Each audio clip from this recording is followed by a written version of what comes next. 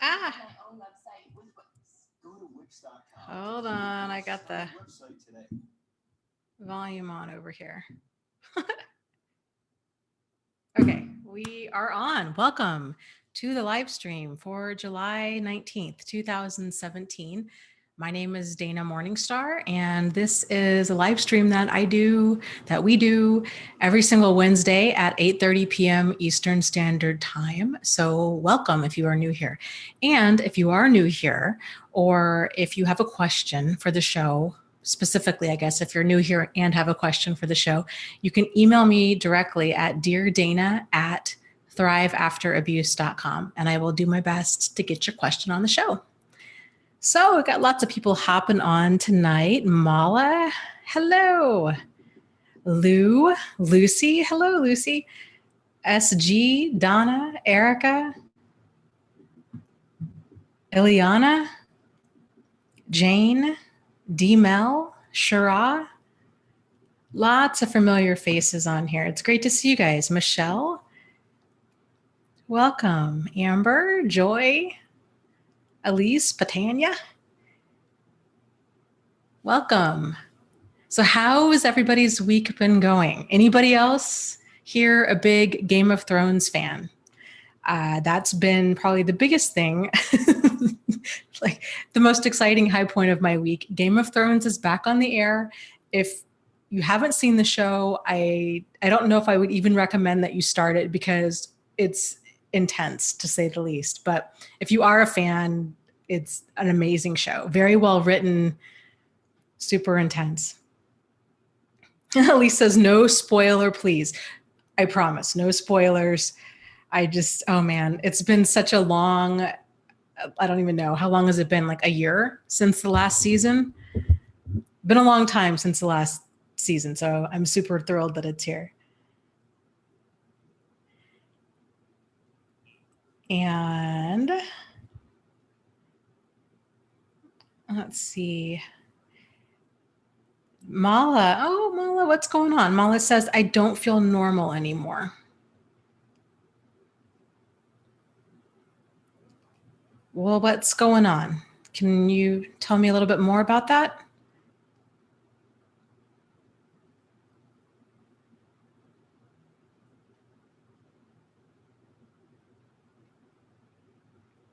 Let's see. Tanitria is here.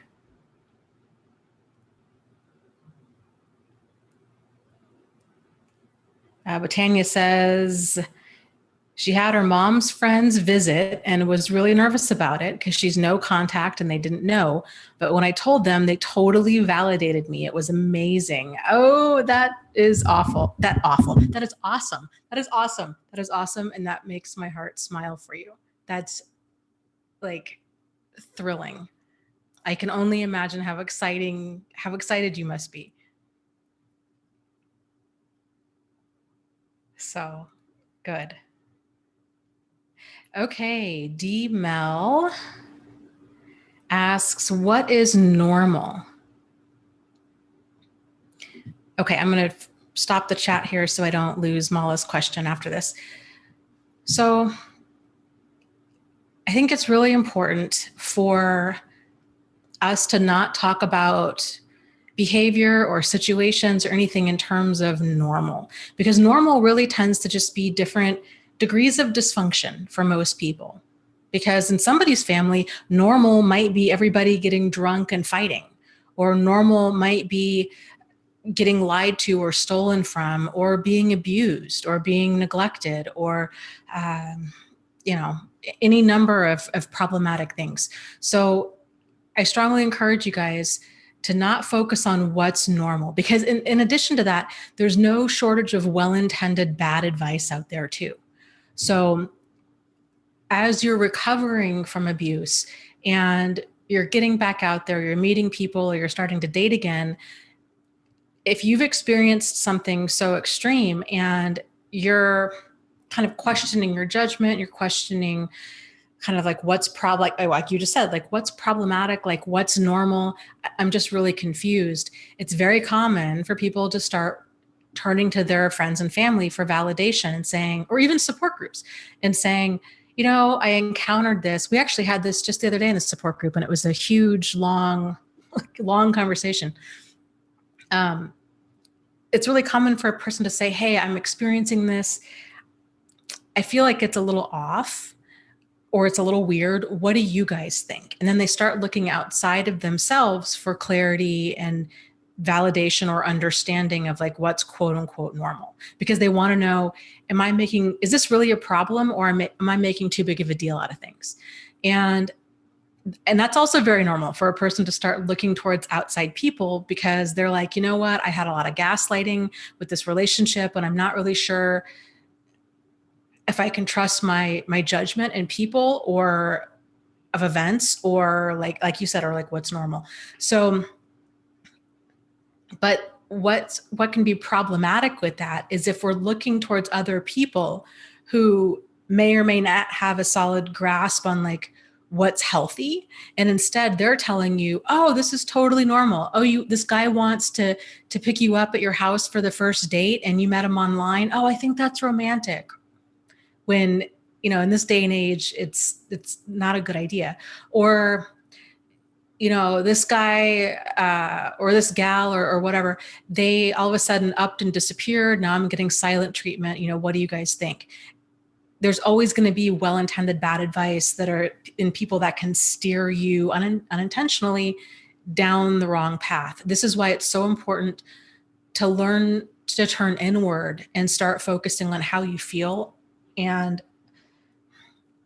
taking comfort and building confidence, I guess, is really what it is. Building confidence in yourself and in your perception of people and in your perception of situations. And that takes practice. So back to, sorry, my bangs need to be cut and they're in my eyes. So back to your question, what is normal? Normal, different degrees of dysfunction. Instead, go for healthy. What is healthy?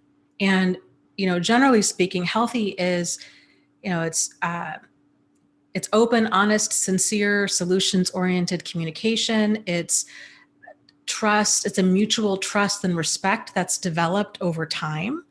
It's when you're in a healthy situation, it feels nourishing. I think that's maybe an easier way to kind of feel along here.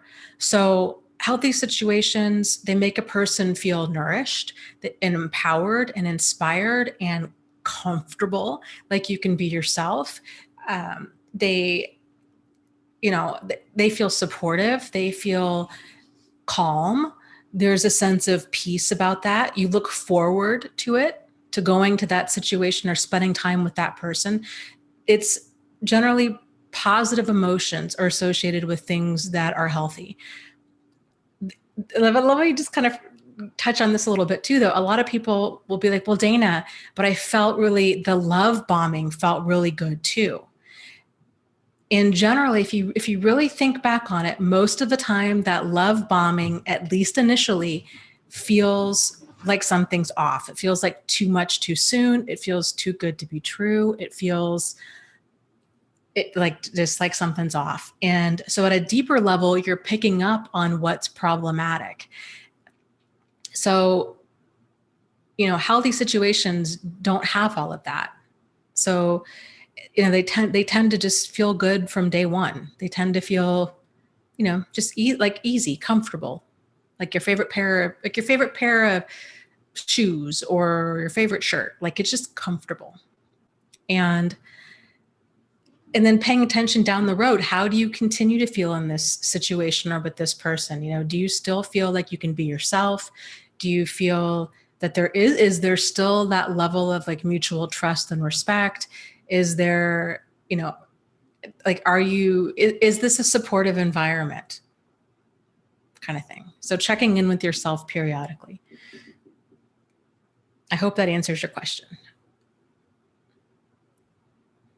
Okay, Mala says, my motivation has highly declined. I feel like I've caught the fleas. And so if you guys aren't familiar with that term, the term fleas refers to problematic behaviors that a person picks up in a problematic situation. So kind of like, you lay down with a dog, you get fleas. if you spend a lot of time with a problematic person, you kind of pick up some of their behaviors. Sorry, my cats are fighting out in the, hold on, kitty cats, no. Battle cats going on in the hallway. Yikes. Sorry about that. So, I'm sorry, where was I? So, okay, so you feel like you've kind of got some fleas, that you've got some problematic behavior, that you're not yourself. That is very, very normal. So, especially if there's, being around dysfunctional people is crazy making, and it can have changes happen within a person, you know, because you're trying to kind of navigate this environment. And really the only way to navigate a dysfunctional environment is through kind of playing this game and through some degree of taking on dysfunctional behavior in order to just kind of get through it. If there's abuse that's involved, which I know that there was in your situation, it really exacerbates all of that. And it makes, you know, our feelings and just everything so much more intense. It's very common that a person feels changed, and frankly, because in many ways they are, but because it's like your whole life is blown apart. But the beauty in that is when you realize your life is blown apart, now you can start moving forward and deciding which pieces you want to rebuild with. So if you're and you can move forward and rebuild your life into something better than it ever was before, because you're picking up these pieces consciously and deciding, yes, this is what I want in my life, and this is what I don't want in my life, and this is the kind of person that I want to be, and these are the kind of qualities that I want to have. So, you know, but I think it takes kind of continually, like setting those intentions, being like, this is who I want to be, this is how I want to live my life, this is what I want in my life, and kind of let that be your like North Star, if you will. And any behavior that surfaces where you're like, wow, this is really problematic, I don't want to be this way, I don't want to be, you know, like paranoid or distrusting or angry or hateful or resentful, I don't want to feel this way. Realize a lot of those feelings are very normal when you've really just been so violated by somebody who has been distrusting and you know, who has caused so much pain in your life. It's, you know, it's understandable that you're going to have some personality changes, but once you can set that intention and realize that you don't have to stay at this place forever, you know, then it can kind of give you a direction in which to move, if that makes sense.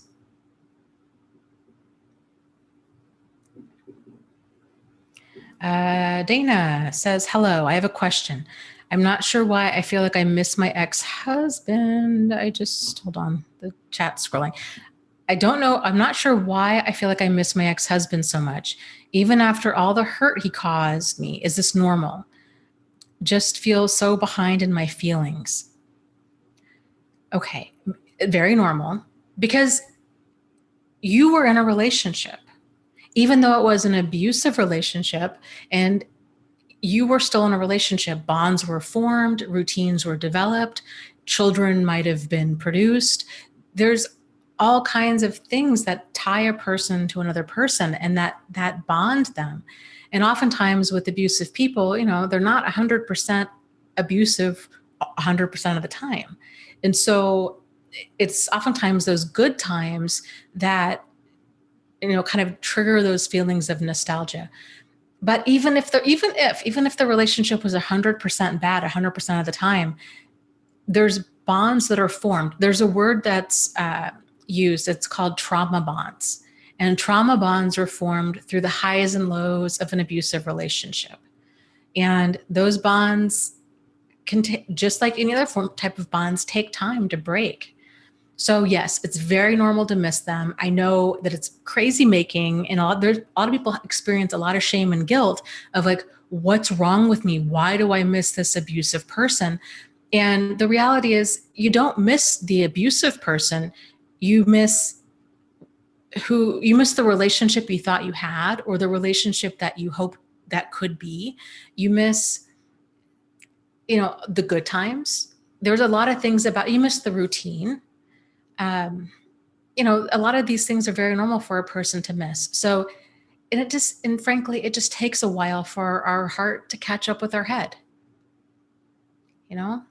So, what you can do during this time, you've probably heard me talk about this before, but I'm a big fan of writing down a list. I call it it's the whole for when you miss him or her list. And you write down bullet points of all of the reasons as to why you left. So if you are feeling nostalgia or nostalgic and tempted to ever reopen contact, you can go back and read that list and it'll remind you of why you need to stay gone. But also during this time, another thing that you can do is to get busy kind of filling these emotional buckets because when these relationships end, there's kind of this void created in our life. And it can really help to fill that void quicker and to heal quicker by getting out there and doing things that fill that emotional bucket. So I'm a big fan of the website meetup.com for this reason. And, most of the groups on there are free or they're very low cost, and you can get out there, meet new people, try new things. I think kind of keeping yourself busy, keeping your mind busy, having fun, doing things like that can really help you to move forward and not miss him so much, because that void isn't so deep.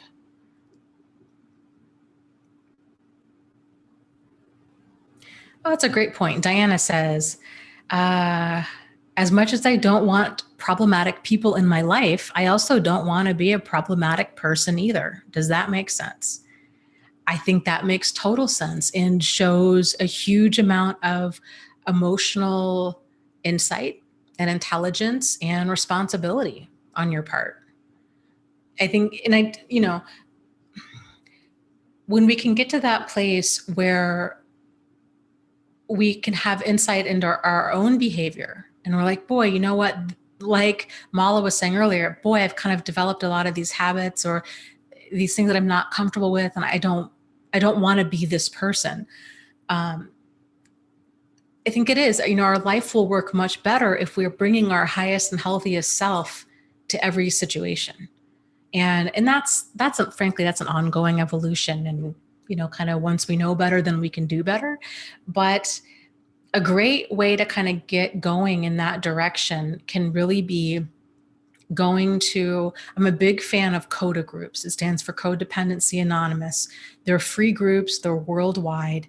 And even if you don't identify as being a codependent, these groups often talk about boundaries and kind of different types of problematic behavior or struggles that people that tend to be more on like the empathic or like over-giving side of the spectrum tend to have. So I think that's a really great, free way to work on yourself and to examine any vulnerabilities and boundaries and those kinds of things. So that, I think, it might be a really good place to start. There's also a ton of free groups online too for, boundaries and even codependency, therapy. If you can find a good therapist, can do wonders too. So self-help books, there's just lots of stuff out there. I think too that it's important to realize, like I was saying earlier, there's no finish line. Like this is always a work in progress. So all any of us can do at any given time is to try to bring our highest and healthiest self to the table, right? But your highest and healthiest self today is going to be very different from your highest and healthiest self 6 months from now, or a year from now, or 6 years from now, or 36 years from now. It's going to be this evolution. So, I think kind of being patient with yourself and viewing it as an evolution, even if you hadn't gone through this abuse or abuse in the past. I think everybody kind of goes through this journey of trying to really find themselves and to bring forth their highest and best self. So lots and lots of people, like emotionally aware people in general, are on this path towards kind of self-actualization or kind of just figuring out who they are. I hope that helps. Okay, let's see. West Coast Cat says, I want to say thank you for making me feel I am not crazy. You are so welcome. I'm glad that these videos have been able to help.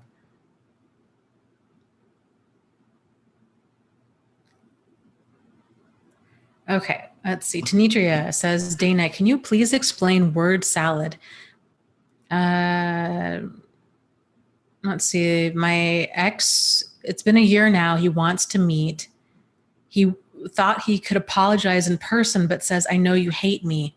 Is that word salad? I wouldn't say that's necessarily word salad, but I would say that's that's manipulative. So manipulative. And I wouldn't fall for it. So there's a term, we kind of usually lose it. I cannot talk today. I don't know what my problem. I had a big bowl of spaghetti for dinner. I don't know if it's the carbs that are just making me loopy or like what is going on. But so bear with me. There's a term out there that we use loosely to refer to a lot of kind of strange things that narcissists say. And that's just known as narc speak. So in narc speak, it can be word salad. Word salad is more of a jumble of kind of nonsensical words or phrases that are designed to confuse or irritate or crazy make. Narc speak is more kind of when they say it's manipulation. It's like when they say one thing, but they mean another. So for example, in your situation, they say, well, actually, let me use a different example. If they say something like, you can trust me, but that's narc speak for you can absolutely not trust me. Or if they say, I'm sorry, I'm sorry I cheated, she means nothing to me. The translation would be, I'm not sorry I'm cheated, I got caught. She doesn't mean anything to me, but you don't either. Or, I don't know. It just tends to be the exact opposite of what they really mean most of the time. In your situation, the fact that he's using this kind of, he's provoking you and he's spinning it around saying like, I just really want to apologize to you in person. I know you hate me, but I just would really like to apologize in person. Well, then now this puts you in a weird spot, right? So, and it's designed to, because most people would feel like, well, I'd really like closure. I'd really like an apology. I'd like to do it in person. I don't want to hold a grudge. I don't want to be immature or hurtful. And I mean, I don't hate him. I just I hate the way that he treated me. And it, in your mind can just start churning round and around and around, trying to figure out what to do. And it's because it's a manipulation. So you don't owe anything to a person that's been abusive. And, these kinds of people, they only ever bring hurt and heartache. Him saying this to me is more on the spectrum of hoovering. So he's reopening contact out of a long period of time. He's coming across as a seemingly innocent, thoughtful, or even sincere thing to say. And it's designed to kind of put you in this double bind position where if you say no, then you feel like the bad guy. But if you say yes, it's going to put you back in harm's way. So I would just block and delete him. I would not reopen contact. Any apology that you get, it's not going to be sincere. He's trying to get you to reopen contact with him so he can suck you back into the pipeline to get back into the cycle of abuse. So he might not try to suck you back into the relationship, but he's sucking you back in so that he'll keep that door open. So when he's bored or horny or lonely or just needs an ego boost or what have you, then he's going to start texting you again. But don't mistake these kind of pity ploys that he's doing, or the fact that he's coming back as anything sincere, because it's not. These are highly manipulative people. And when a person has shown you time and time again that they manipulate and they lie, see that for what it is. And this would be a great time for you to write down, if you haven't already, that for when you miss him list. These are the bullet points of all the reasons you need to keep this man out of your life, because he will just continue to take and take and take and take and take your time, your energy, your love, your affection, your compassion, all of these things, and he will throw them away. So please don't give that to him. Okay, let me scroll down a little bit here.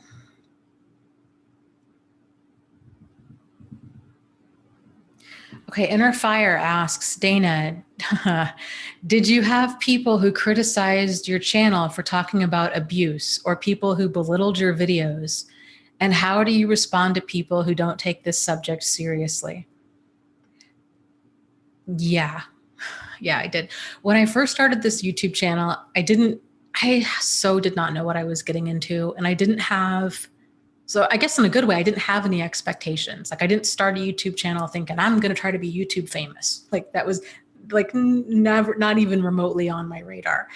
And I'm not saying that I'm YouTube famous now, but like most people that start a channel really want to try to make it like a career. And like I said, that was never even on my radar.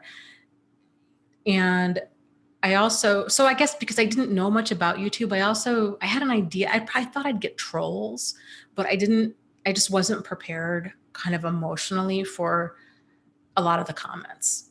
And the first 6 months or so was really hard. I mean, the first comment I got, I don't even remember what it was, but it was basically blaming me. Like, well, maybe, what did you do? Or, calling me names and, making it seem like that I was the problem.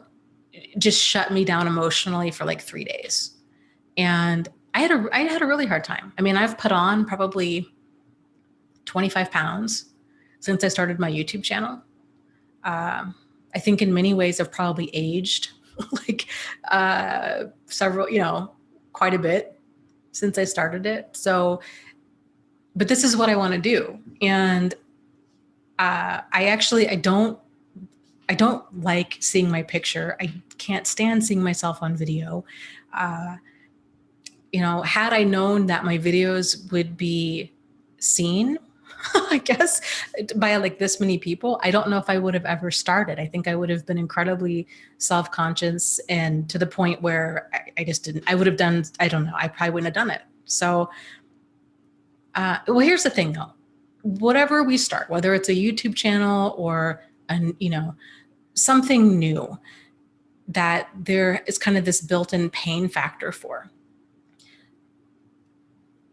we have to develop thick skin. And a lot of the thing with thick skin is the way that it's developed is by kind of these little kind of cutting comments, because it's not thick skin that we're developing, it's scar tissue.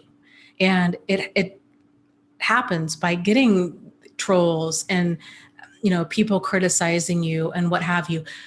The amount of, garbage that I get today from trolls and haters and even people that are survivors actually the hardest thing for me is when I hear from a survivor and they're like, wow, Dana, I'm disappointed in you. You didn't cover X, Y, and Z, or they criticize me because they're the ones that I care the most about and why I do this. And so to to feel like I've let them down is like I give me a troll any day of the week. I'd rather have that than you know, feeling like I'm potentially re-victimizing people that I am trying to empower. So, but now I get so much of it because my stuff has grown so much that thankfully my stuff grew, even though it grew really fast, it still grew slow enough that, I was able to somewhat keep pace emotionally and develop that emotional strength in order to get to this place today. So had I had a lot of the stuff that I get today back then, I think I would have quit my channel because it can just be too much. I was just talking to the admins last night in the Facebook group about that, about it's just the struggles. People how would they realize? You know what I mean? Like they don't know.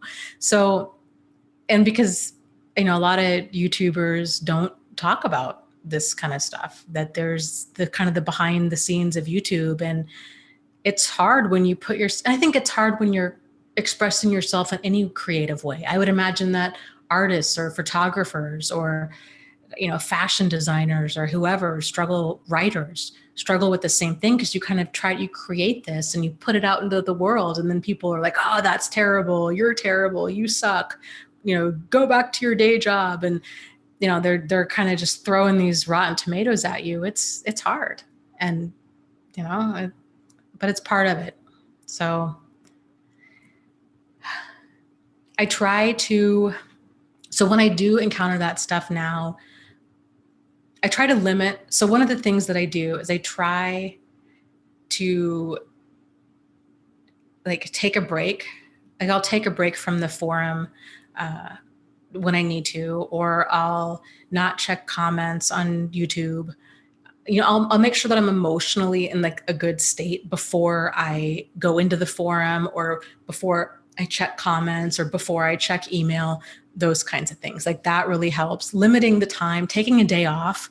I've been taking a half day off on Monday. So, and just doing something totally different and fun. Game of Thrones has been my big release and just relaxation, which I don't know what that says about me because it's a really traumatic show, but, trying to just do things to just enjoy, spending time on the water, those kinds of things are helpful. How do I respond to people who don't take the subject seriously? It still gets me really riled up when people don't, but I try to remember they just don't get it.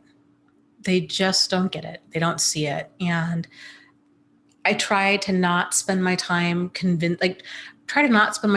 dragging people into the light. I try to focus my time on people that do get it and just kind of send light and love to those who don't. Because it can be exhausting trying to continually drag a person to see something that they're not ready to see.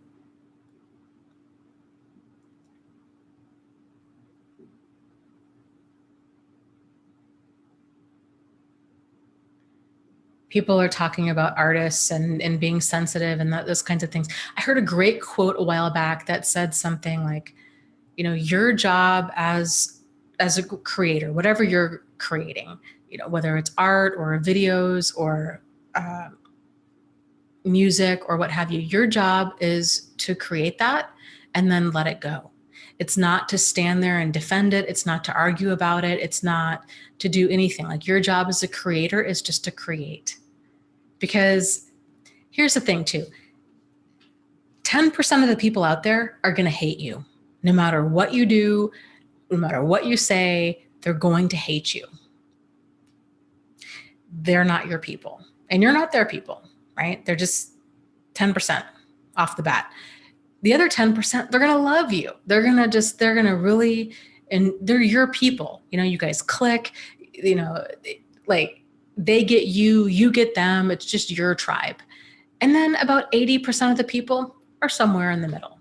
And I think when you can also realize that that's kind of what it is, then it can be a lot easier to just let go of that 10% that's going to hate you and not spend your time there, not try to focus on winning them over or getting them to see the light or getting them to like you. Just realize like that's just part of the 10%. And then you just spend your time on the 10% that do like you or the 80% that are somewhere in the middle. Okay, let's see. Let me jump back into the chat here. Lauren says, I'm thinking about selling my art at art shows, but I'm nervous about it. Okay, so here's the other thing too about criticism and kind of the beauty in that is it will happen. You're going to get, like I said, you're going to get those 10% of people that are going to say your work is garbage, you're not talented. They're going to tell, all of your worst nightmares are going to come true. Like it's all worst case scenario. And frankly, if you're not getting that, then you're not really pushing the bounds. You know, you're playing it safe.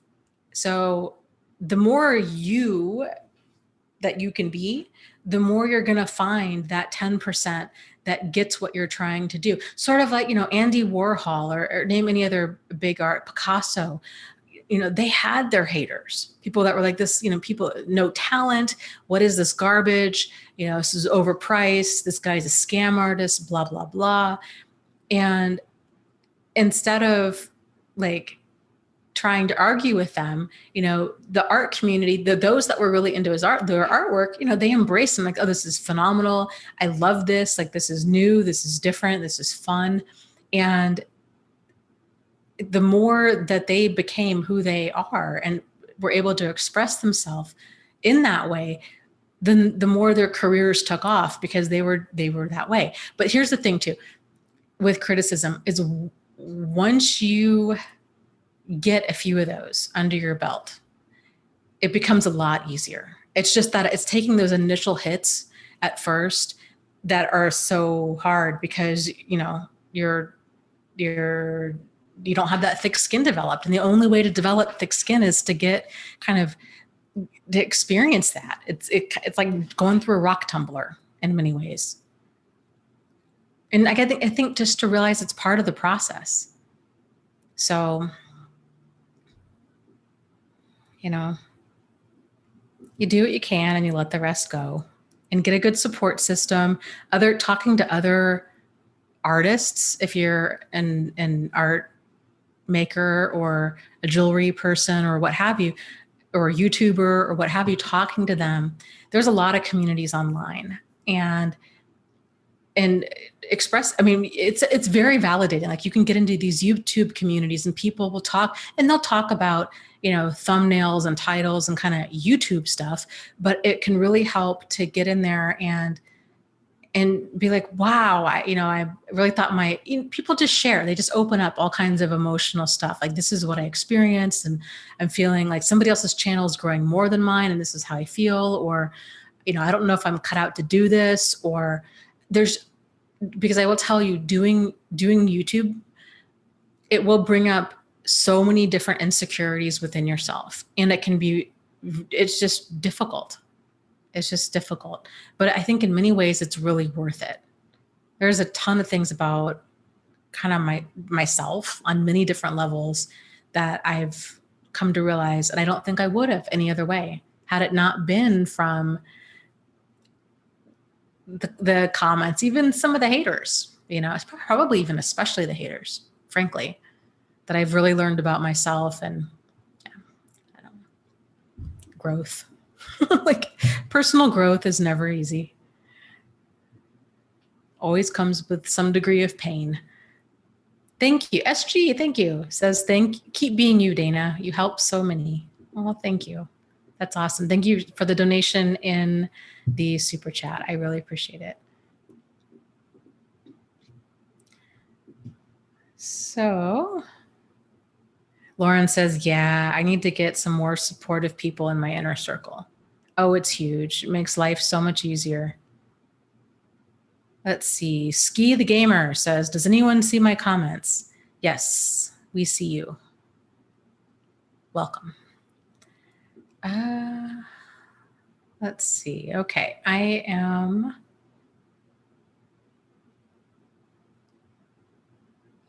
Going to read a few comments here. Oh my goodness. Raven says, as a freelance model with a lot of exposure online, I'd lose a few pounds and also eat a cheeseburger on the same photo. Oh my gosh. She says, eventually you just laugh at it. Yeah, I could imagine. I have so much like admiration and respect for people that are models online of any kind, or people that do weight loss videos. Oh my gosh. I watch these and people like they put themselves out there so much. And in like you could not pay me enough to be in on YouTube in a thong. Like nobody needs to be seeing that. And there's people out there that are like, here I am, this is my body, and then you can follow their journey. And I just like that. I'm just so proud of them. Like their strength and confidence and courage to be able to put themselves out there like that is just tremendous. I don't think I could do that. Kevin is talking about his ongoing dental drama. He says, I just have one appointment left and I'm done. My teeth look a lot better. I can finally sigh relief. Oh, I'm awesome. Why am I not being able to talk tonight? You're awesome. I'm so proud of you is what I meant to say. So I'm thrilled. I'm thrilled that you're getting this done. And I would imagine your mouth feels a lot better too. So that's huge. I know that's been a huge concern and fear of yours for a while.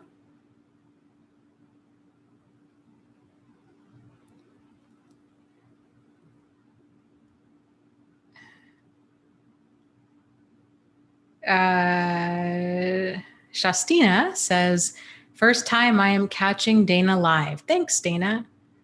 You're welcome. Welcome to the channel. It's great to have you here.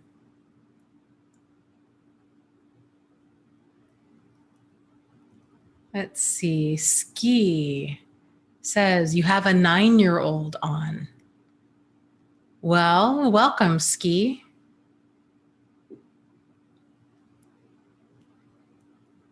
It's my son. Okay, good deal.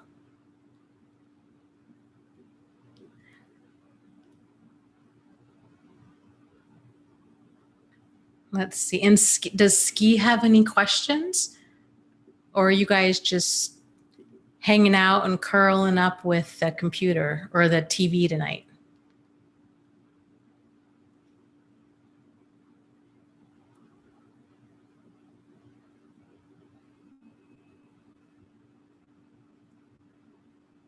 Okay, let me scroll down.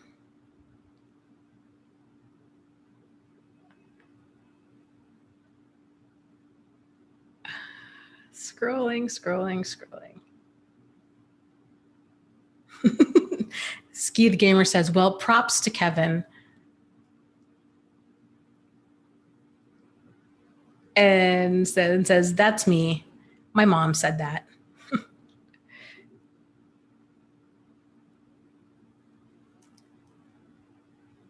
Okay, let's see.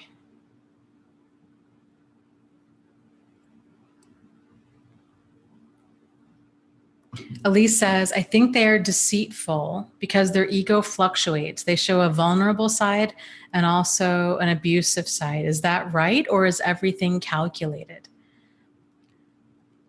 Well, they're all different and they all go about different things in different ways. So sometimes if an abusive person is kind of what's known as like a vulnerable narcissist. So there's two main types of narcissists. There's grandiose and then there's vulnerable. And vulnerable narcissists tend to be more of like the covert narcissists. They need that admiration and kind of attention and validation. And if they don't get it, they have this paper thin ego. And if they don't get it, they just crumble.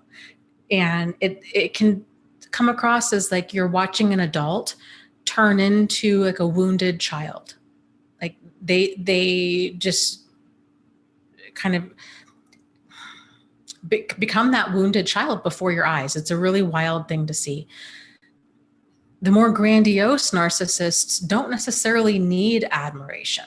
Some really like it, but they don't need it. And they don't tend to really care if what people think or say about them. They're just going to do whatever they're going to do, but they still have a paper thin ego, and they will go on the attack if they're feeling kind of provoked or agitated in any way. If they suffer like a narcissistic injury, then they can explode with that narcissistic rage. And I think too, narcissists are people, and they're all different. So some of them, their behavior is a lot more is calculated and sadistic, and they're really dark, dangerous, destructive people. Some of them, I think, they're just kind of have this blinding degree of selfishness where they go around hurting people, but they may or may not even understand that, and it may not be calculated at all. They're just kind of lost within this paper bag of themselves, kind of a thing.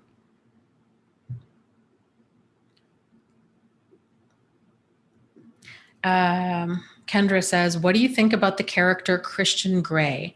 I have been having a debate with a friend.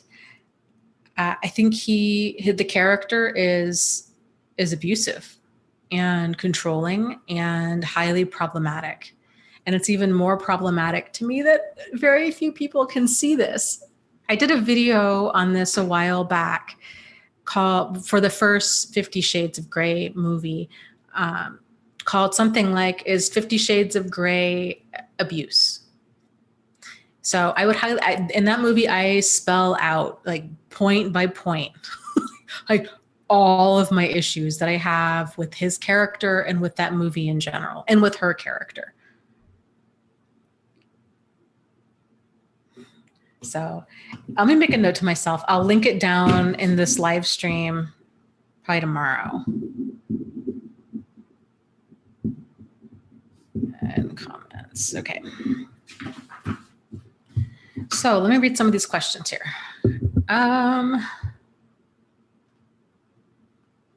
Okay, dear Dana, is it possible for a narcissist to discard you for whatever reason and not have a new human supply ready and waiting? I firmly believe mine has not met anyone new. There was no way. He had no access to the internet. He worked with only men. And because I wasn't working and we lived together, I saw him every day. Even when he worked, I was there on his breaks. So he literally had zero time to find someone. Now, generally, when we break up, he will try to find someone shortly after, but it never works out for him. So then he'll come back to me just a couple weeks later. But everyone is telling me that he must have been cheating on me when he left this time around. I know that's not true, although he probably does want attention from other women. He wants to find a girlfriend that will let him do whatever he wants with no boundaries, and that's not me. But is it possible for them to discard before they have a new supply? Mine was always especially impulsive too. So you would be surprised as to how like clever and cunning and conniving people can be if they really want to cheat.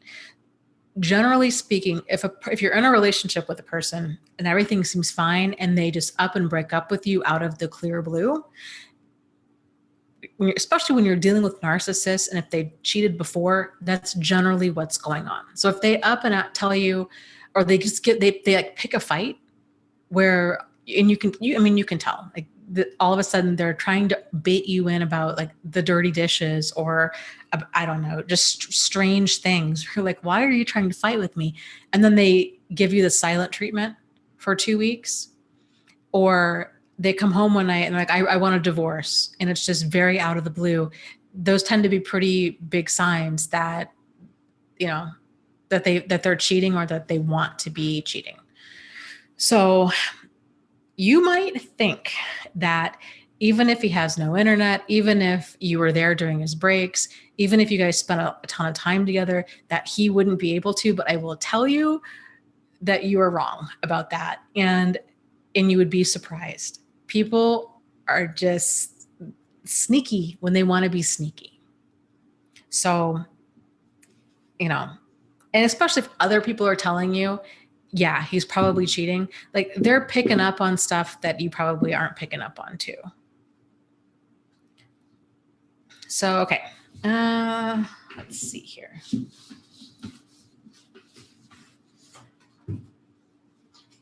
This is from Heather, who says, after a year of being no contact with my narcissistic, soon to be ex-husband, my in-laws are finally seeing the light. I tried to get them to see our reality. Me and the kiddos' voices were ignored for decades. Now that they can no longer ignore our reality as his mask has slipped off, how do I process this? I am so hurt. How do I initiate a dialogue? Thanks for your input. So it was a great question. And this is something, again, that I think a lot of people go through. Here's a similar situation. This is very similar to when a person is like an addict or an alcoholic and they've done a tremendous amount of damage, but then down the road, they get sober.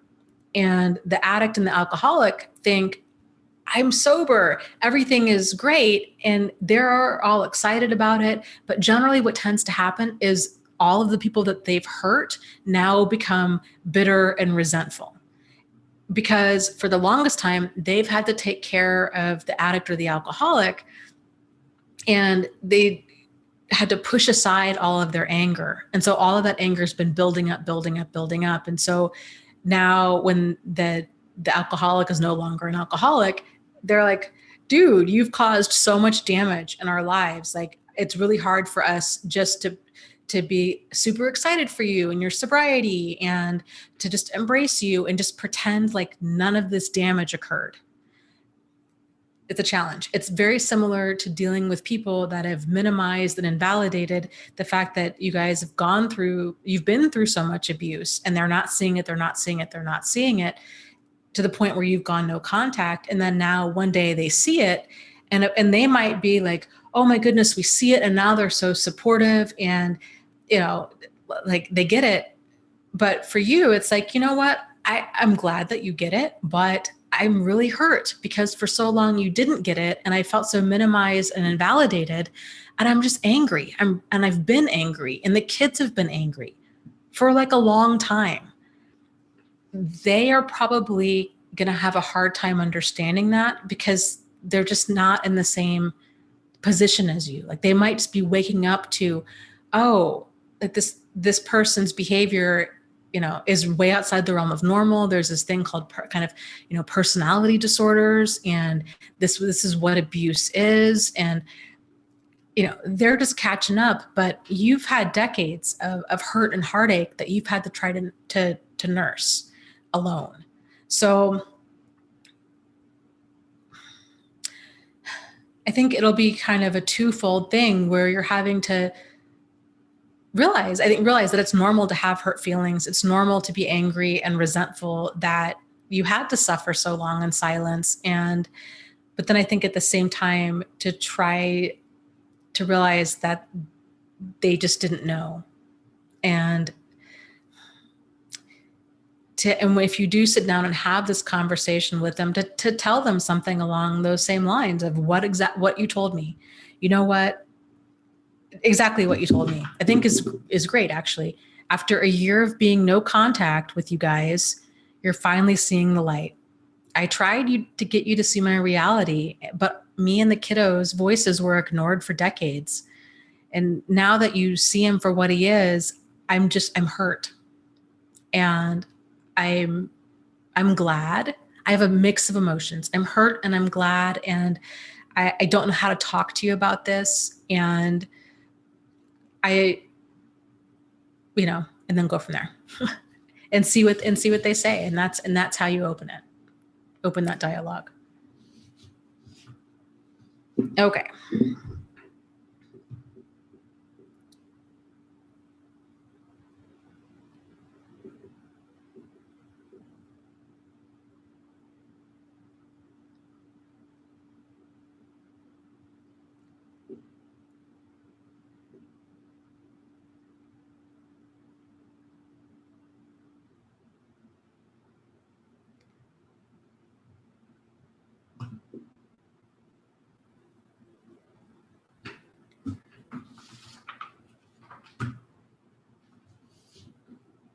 Suzanne says, how do you reconcile an alcoholic narcissist who was in recovery but goes out and cheats? How do they reconcile the cheating with the program of rigorous honesty?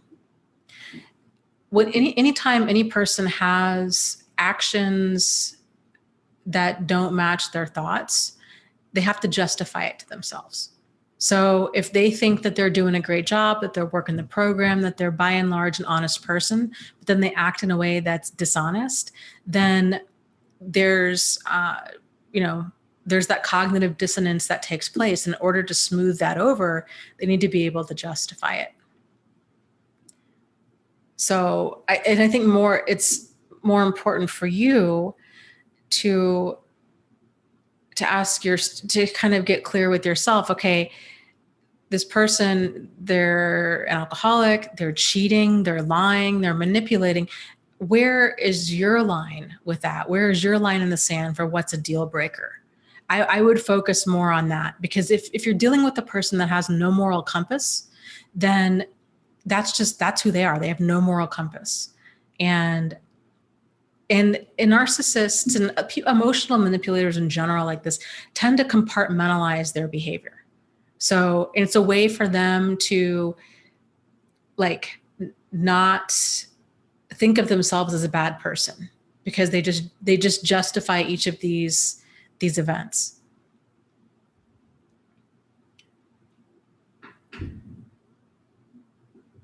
Okay.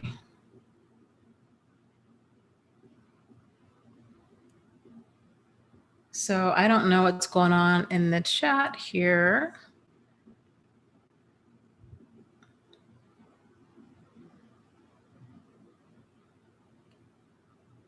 And if Ski is a legit person or a troll, or kind of what's going on.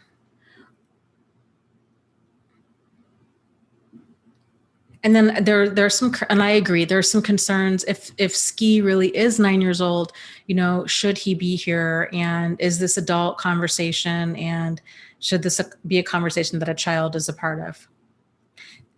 This is something that I was thinking about exactly when he first said this. So I think the challenge too with YouTube is trying to, anybody can hop on, and frankly, even though we're talking very openly about adult subject matter, a lot of the stuff on YouTube or the internet in general is way far more extreme than this. So I do try to keep my channel as appropriate as possible, even given though that we're talking about adult subject matter, in case there are children that are listening. And I do try to give a heads up if I'm gonna start talking in depth about things that I really feel that children shouldn't hear. I don't know. I agree. I think this kind of stuff ideally is a lot more kind of, PG-13 kind of stuff, but it's the internet. There's not a whole lot we can do. So let's see, postmodern. Did you mean to donate that? If so, thank you so very much. I don't know. There's total chaos breaking out in the chat right now.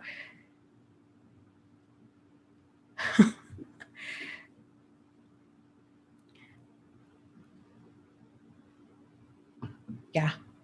Postmodern says, yeah, Ski is not our responsibility, but we have the freedom to talk about adult subjects. Let's get back on track. Okay.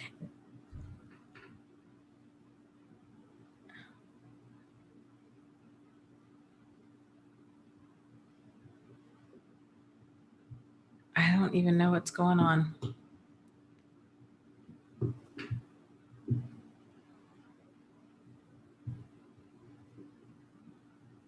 Okay.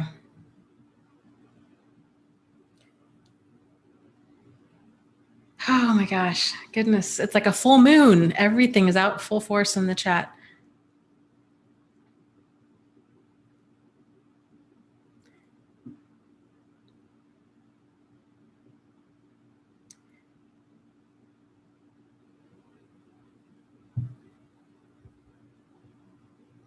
Okay, so I'm going to move on to the next question. I guess a troll gave a live stream donation. If that's the case, then thank you. I don't know. I think I missed something. I'm guessing it was probably an ugly message that came along with that. But, you know, it's the joys of YouTube. Okay. So here is, let me see, where am I here? All right. This is from Lillian, who says, it's been 2 years since I separated from my spouse, who was a psychopath and a covert narcissist. I have endured and endured psychological abuse, emotional abuse, financial abuse, daily hoovering via emails, threats, etc., etc. I've been frightened for my life and fearful of the future with good reason to feel that way. Everything I worked for is going away as we stay in the court system, and our finances are being drained because he won't agree to anything. He's been in contempt of court several times and doesn't care. He has to win at all costs. He has hidden money in Canada, he has drained our accounts, and so on. It's been a nightmare that is never ending. I have been walking in a minefield for 2 years, never knowing what's next. I think I have done well under the circumstances, but I still have a lot of healing to do. It's hard because he lingers in the background and his antics are never ending. He won't stop. I've lost 20 pounds and I feel fragile and overwhelmed. It's been a daily struggle to walk in my shoes. I never know when he'll show up or what he will do next.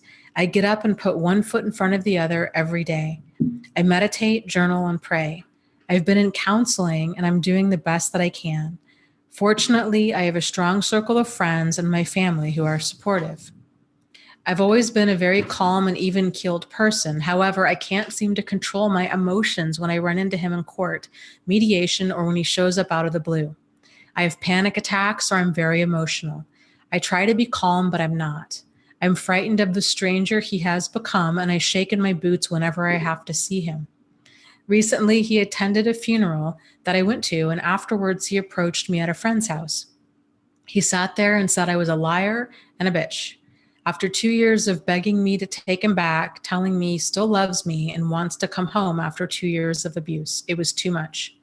I snapped and all of the anger I had been holding in exploded as I lunged for him and had to be held back. I think I could have hurt him if my friend hadn't stopped me. Nothing for nothing, but both of my friends are attorneys. Oh, not for nothing, but both of my friends are attorneys, and they were shocked at this lunatic who lost my composure. Nothing and no one could stop me. I shocked myself. I have never felt so much rage in all my life. The level of anger I had frightened me. What can I do to get rid of this anger? This level of rage I had was and is not good.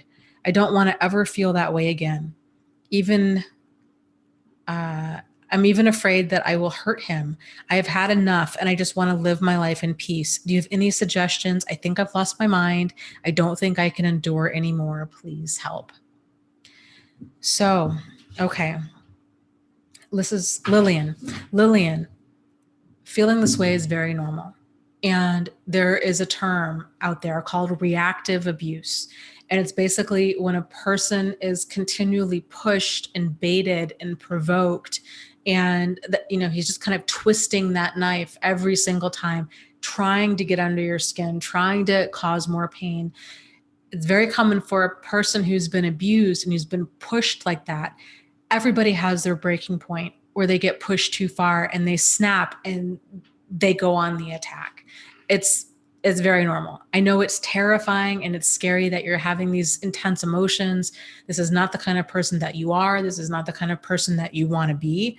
But this is why.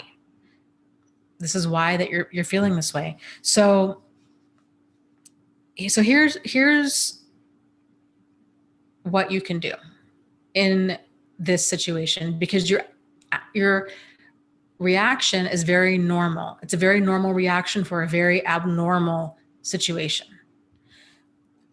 Anticipation is the biggest tool that you have in your toolkit. So if you know, okay, he's going to lie, he's going to show up unannounced, he's going to, you know, say things, calling you names or telling you that he loves you. He's gonna keep pushing buttons until he gets you to explode. If you can try to emotionally detach yourself from this as much as possible, it's not easy, I get it, but practice emotionally detaching from it. It's a game to him. This is a very twisted and sick person, and it's a game to him. If you can see this as the game that it is, then you can actually start to play it. So, and part of playing it is anticipating his very common moves and then anticipating, okay, and then preparing for that. Like, what are some common counter moves that you can do? So if you go to court, and the thing with abusive people like this, they all tend to really try to knock their targets off balance. It's comments like that, like saying, I love you out of the blue, or calling you a name, or showing up out of nowhere, or these things to push and provoke and prod and bait and all of this. If you can prepare yourself as much as possible ahead of time and knock the wind out of his sails, you need to dig deep and you need to find your fight in this. I know you're feeling like I can't do much more of this. Yes, you can. Yes, you can. You're not alone in this. So dig deep, find your fight, and work towards preparing yourself. So if you go to court, bringing a friend with you, taking time after court, if you can, to go spend some time with this friend, go see a movie, go out for a drink, go for a walk, do something to kind of just decompress after court. If he's showing up unannounced, you know, is there a way you can get a restraining order against him? And keeping track of all of this, and just saying, like, you know, keeping his text messages, like just building as much of a paper trail as you possibly can. You know, if he does show up unannounced, to have some sort of comeback to yourself, some sort of like escape plan. What can you do? If he shows up unannounced someplace, you know, can you get up and leave? Can you make up an excuse of, oh, I've forgot I had a hair appointment or a massage, or I'm meeting with a friend. You know, like something that'll get you out of there. Or can you just take out your phone and start playing a game on your phone? Or can you text a friend? You know, different kind of strategies like this. But all of his behavior is very common for an abusive person, and all of your behavior is very common for a person who has been abused. So if you haven't already gotten into a support group, I highly recommend it, because I think that it's really helpful to kind of vent in there and to come up with some strategies in there.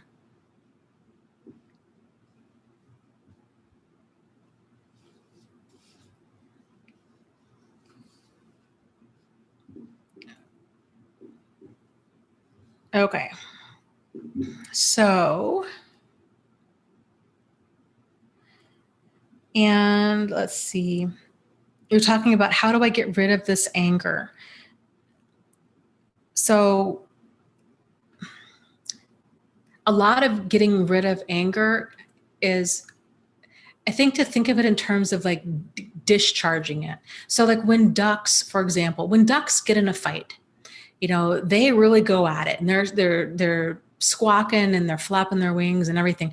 When it's over, what do? They swim off, and they shake, and they bat their wings a few times or flap their wings a few times and squawk, and then they're a lot calmer. They're discharging all of that anxiety and that energy. So people, it can help for us to think of it for us in very much the same way. So if you've got all of this anger that's building, to think about, okay, I need to discharge this anger somehow. Going for a run, listening to music that really gets you riled up, or doing the opposite, going and getting a massage, listening to music that really helps to calm you down. Getting this stuff out really does help.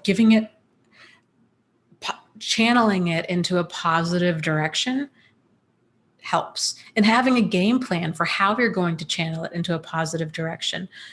Thinking to yourself, okay, I'm going to go to the gym after I go to court, or I'm going to, go do 25 jumping jacks in the bathroom during the court break, or some sort of plan to just kind of release that energy as much as possible. Listening to guided imagery or relaxation stuff on your way there, or the opposite, listening to like the soundtrack to Rocky. It's kind of whatever you feel that you need to do in order to help kind of just process that anger and channel it into something positive. So, okay. Let me see here. These papers get all out of order so quickly. Okay, here is a question. Where am I in this? Yes, okay. This is from Holly. Holly says, Dear Dana, I hope your day is going well and that you're enjoying a beautiful Michigan summer.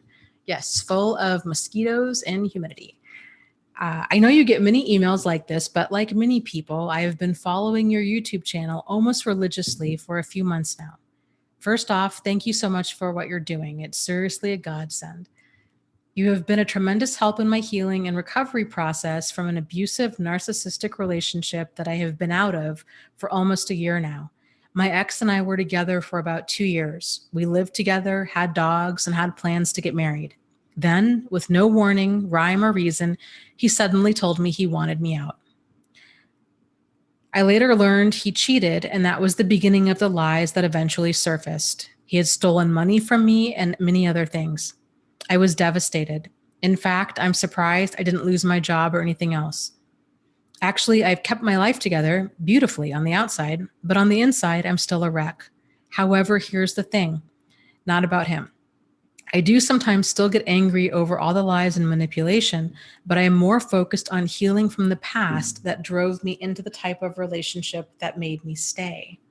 In fact, that relationship has forced me to deal with a dark past that until our breakup, I had been running from as fast as I could away from. Until our breakup, I'd been running as fast as I could away from. I had a rough childhood. My mother is a classic narcissist. She was extremely abusive, and I have no real relationship with her today. My father also took off when I was a kid. My mother told me many stories about him, which I am still sorting through in my head. All of them hurt. I tracked my father down as an adult a few years ago, but he's a very worthless human. He has another daughter I just recently was introduced to, and I have started to develop a bond with. She has been a light in my very dark world right now. Growing up, on top of the abuse from my mother, I was sexually abused by a family member, my oldest brother to be exact. My sister didn't handle the abuse as well as I did. She dropped out of high school and was on the streets for several years. I did not even know where she lived until about 5 years ago when she got clean and turned her life around. I, however, was a smart student and made it to college. I was the first of my mother's 5 children to go. Not only did I go, I went and I thrived. I finally found freedom away from the abuse and away from my mother. I made friends, and in a way, I found myself, but I lost myself as I was running from my past. I was and am a broken soul. For the first time, I was standing on my own 2 feet, but did not know a damn thing about the world around me outside of the lies my mother told me. In college, I was able to essentially black out my past. I could be a new person. I could forget the past ever happened. I never dealt with anything. I stuffed it all away. My sophomore year, I then met my first serious boyfriend who later cheated on me. Then in my early 20s, after college, I was raped. Again, like every other traumatic event in my life, I stuffed it away in a room and never dealt with it. I pretended like I was fine. This was normal. You see, I was making something of my life and no one was going to mess that up. Not soon after the rape, I met my most recent ex. He promised me the world, and I thought I had finally found my person, the person that would make everything better. The truth is, I could never tell him anything about my past, but he wasn't interested anyways. When I was in the relationship, it seemed okay, but I was always hurting and I didn't know why. Now that I'm removed from it, I can see so clearly the manipulation and abuse. He manipulated me into moving in with him and other things. He was emotionally abusive with his words, criticizing my weight, my clothes, and my appearance. But when he was nice and kind and loving, it made me forget about all the other abuse. After I finally got out, I started to make sense of all the connections between my past and what drew me to him, and I was even able to make parallels between my ex and my mom. They are so much of the same person, it's sick. One would think, though, that through all the storms I've endured, I probably wouldn't be as ahead as I am today. But I've always stood on my own 2 feet and I've been extremely resilient. I've almost had to be. I worked full time to put myself through college, and now at just 27, I have a very successful career in corporate marketing and I'm finishing up my MBA.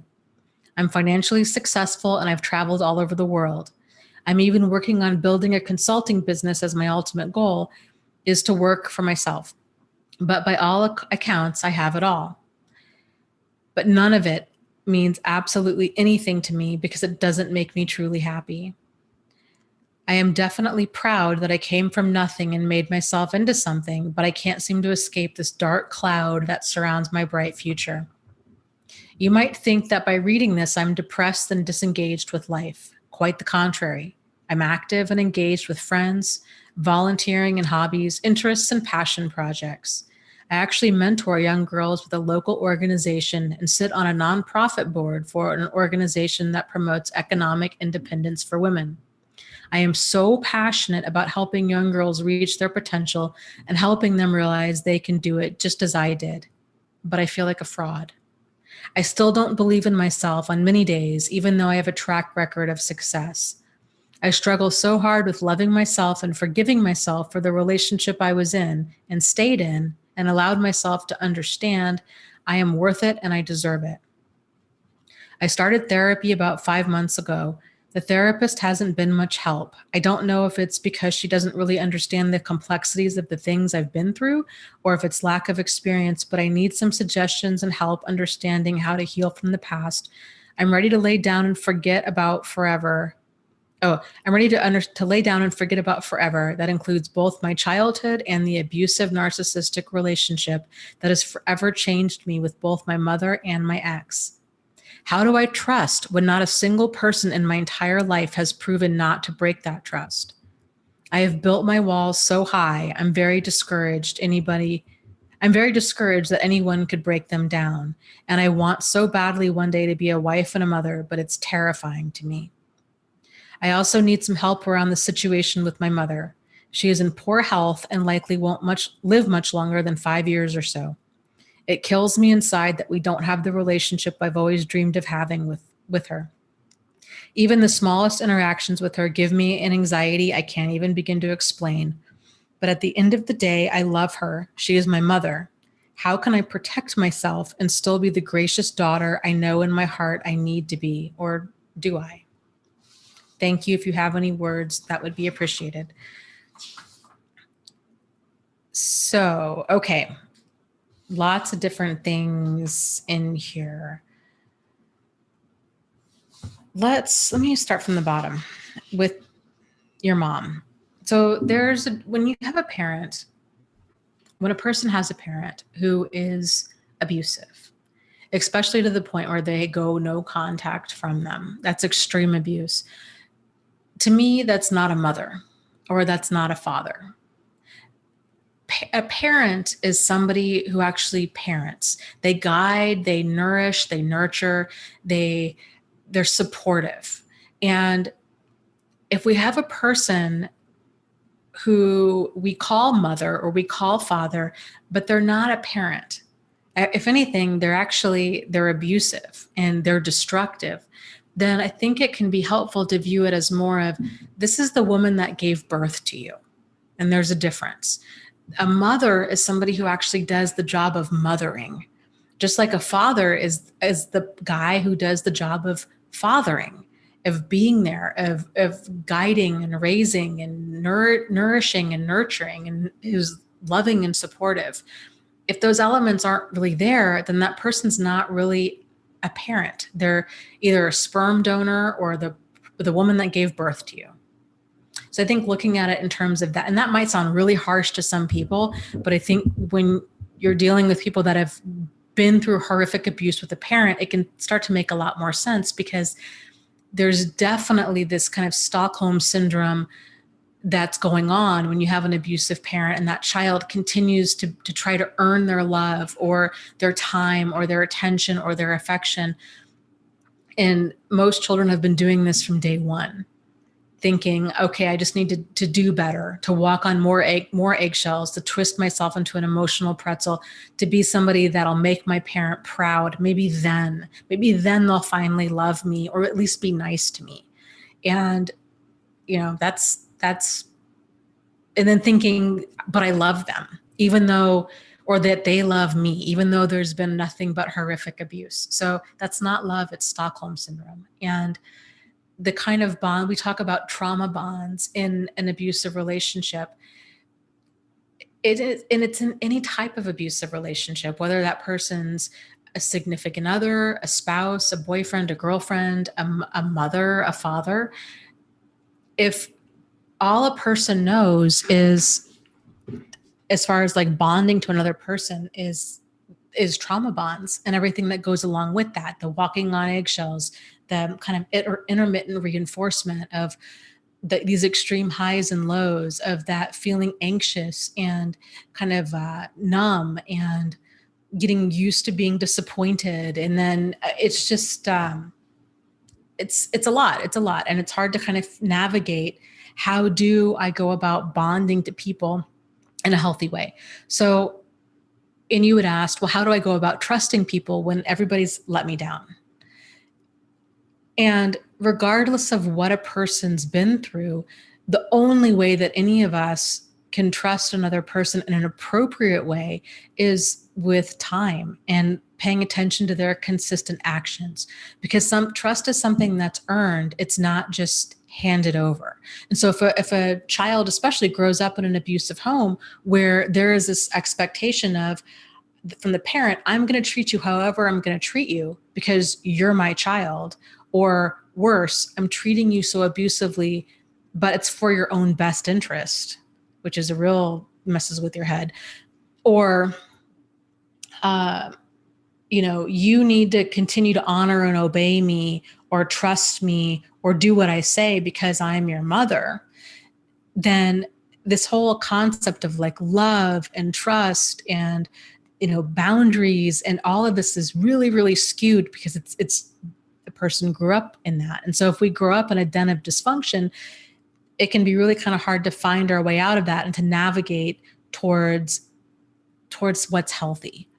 So, but trusting other people, trust is something that's earned. It's not just given. It's built over time, and it's built with that person kind of going slow enough to where you're able to kind of see this person's behavior for what it is. There's an article, I think there's a link to it. Let me check here in the description box. Yes, it's thrive-after-abuse.com/what-r-healthy-boundaries. And in that, there's multiple diagrams. I talk about trust and like inappropriate trust and kind of how, what healthy boundaries like visually look like. Because for a lot of people, they don't know, because unhealthy boundaries, unhealthy levels of trust have been their normal. So I would encourage you to look at that article, and I'll be curious to see kind of if that helps. So, okay, that's that. And let's see.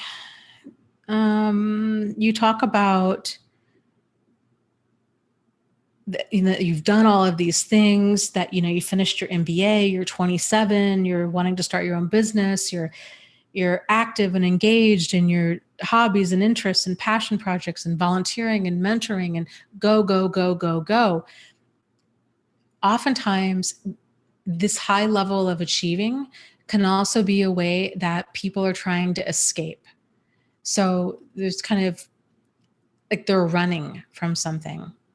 And people, I mean, you were able to channel that into something constructive, which is good. And I'm thrilled for that. But at the same time, this high level of activity of like, filling up your schedule and just going and giving and doing all of these things can be a sign of, it can be a type of like avoidance. So that's kind of just something to think about. And it sounds like you have thought a lot about that, because you're realizing, yeah, I've been trying to outrun this dark past for a long time. And this is one of the many ways that you've done it. You also talk about depression. You're like, I'm not depressed. I don't isolate. I just go, go, go, go, go. Well, depression also manifests in different ways for different people. And, some people eat a lot. Some people don't, they lose their appetite. Some people sleep a lot. Some people don't sleep hardly at all. Some people withdraw from activities. Some people really lose themselves in activities. It's more common that a person withdraws from activities, but a person, if they're trying to escape something, they can also lose themselves in activities. What I was reading from what you were saying, it does sound like there's actually quite a bit of depression going on, which would be very normal if after everything you've gone through. So, and it can be hard. It can be hard because oftentimes we're so close to our own experience. It can be difficult for us to see if something's a problem when we're so close to it. And especially if we've gone through life for so long, wearing this mask of everything's fine, I'm just going to pour all of my energy into something positive and I'm going to keep a smile on my face. But inside we feel empty and depressed and overwhelmed. And we might not use that word depressed. We might feel like empty, dark, hollow, dissatisfied, hopeless, helpless, scared, these kinds of feelings. So it may just be even like a low or maybe even mid-grade or even severe depression that you've had for quite a while. That's just kind of become your new normal. So, okay. So that's, I wanted to make sure to address that. So let's see here. Okay. You talk about your most recent ex. This guy promised you the world and that you thought you finally found your person, the person that would make everything better. And it's so hard when we need somebody to kind of heal us, because it never works. It never works, not for long. Because if they break up with us, if they leave, if they die, if something happens, then all of that kind of false sense of security and wholeness we felt then leaves or dies too. And a lot of people, myself included, I think when they've gone through abusive relationships, they do tend to go from person to person to person, thinking that the solution is going to be, I just really want to be loved. I want to be loved the same way that I'm loving somebody else. And if I can just find somebody that loves me that much, then everything will be fine. But the problem isn't so much that that we need somebody to love us as much as we're going to love them. The problem is more of like learning to just love ourselves. And I know that sounds kind of nebulous and maybe, hippie woo woo, but it's very true. It's really learning to love yourself and to discover who you are. And a big part of that is sitting with a lot of this pain and the stuff that you've gone through to the extent that you can. And sometimes it can feel a little overwhelming. Like, no, I don't want to open the door to that because I'm scared I'm not going to be able to close it again. And you don't have to open the door and let everything come out and try to deal with everything all at the same time, but realizing and visualizing too. Visualization is a huge thing.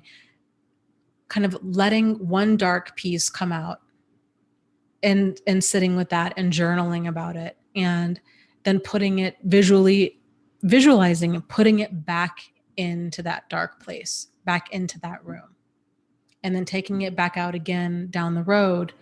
Again, when you feel emotionally strong enough or capable enough to be able to kind of to sit there with it. It's hard. It's really hard to sit there with our pain and to examine it. But that's a big part of it. And once we love ourselves, that we like who we are, that we have a life that we love, that we're able to actually just kind of appreciate other people, especially the healthy people that are in our lives, and we're not looking to other people to heal us, that we're able to work, especially dating wise, right? That we're able to love ourselves enough, then those people become candles on the cake. We already have the cake. We already have the icing. They're just candles on the cake. We're not looking to them to somehow make us whole again. So let's see. You also go on to say, the truth is, I could never tell this guy anything about my past. He wasn't interested anyway. So it sounds like he was doing, there's 3 points I wanted to touch on here. So he was doing this future faking. This, we're going to have this amazing future together. You know, I love you, you love me. My love is going to fix you. It's going to squeeze all of those broken pieces together again, which is very toxic right from the get-go. But it takes a while for people to realize that that's not healthy, because it can feel so healthy, especially if there's love bombing and that future faking. And it's appealing to everything that we need or want. Like, how nice would it be that I don't have to do the work, that somebody else can come along and their love can just hug me tight enough that I'll finally be whole. And I think, you know, we wish it worked that way, but it doesn't. So problematic, like from the get-go, that he was doing all of his future faking and kind of pretending to be able to fill this void within you from the get. The fact that you could not tell him anything about your past because he wasn't interested anyway is also a huge red flag, because it's this level of like emotional detachment. And you know, it's important that we're able to have that open, honest, sincere, solutions-oriented communication with our partner, and that we're able to have this relationship that's based on trust and support, and you know, mutual trust and mutual support of one another. And so if a person's disinterested in your past or even in your present, you know, to me that's a deal breaker. That's just kind of my 2 cents on it, because you deserve more, you know, and that's not too much to ask. You also mentioned that he was emotionally abusive. He would continually criticize you about your weight, your clothes, your appearance. But then when he was nice and kind and loving, it made me forget about all of the other abuse. That's very common. There's actually a term for this. It's called the sweet mean cycle. And it's exactly as you're describing it. So when the good times are good, they're really good. But when the bad times are bad, they're full of abuse and they're bad. And when a person's stuck in this cycle, even if they didn't have an abusive childhood or a trauma history that you have, these people, their behavior is so confusing, and it tends to be so erratic, and it runs hot and cold.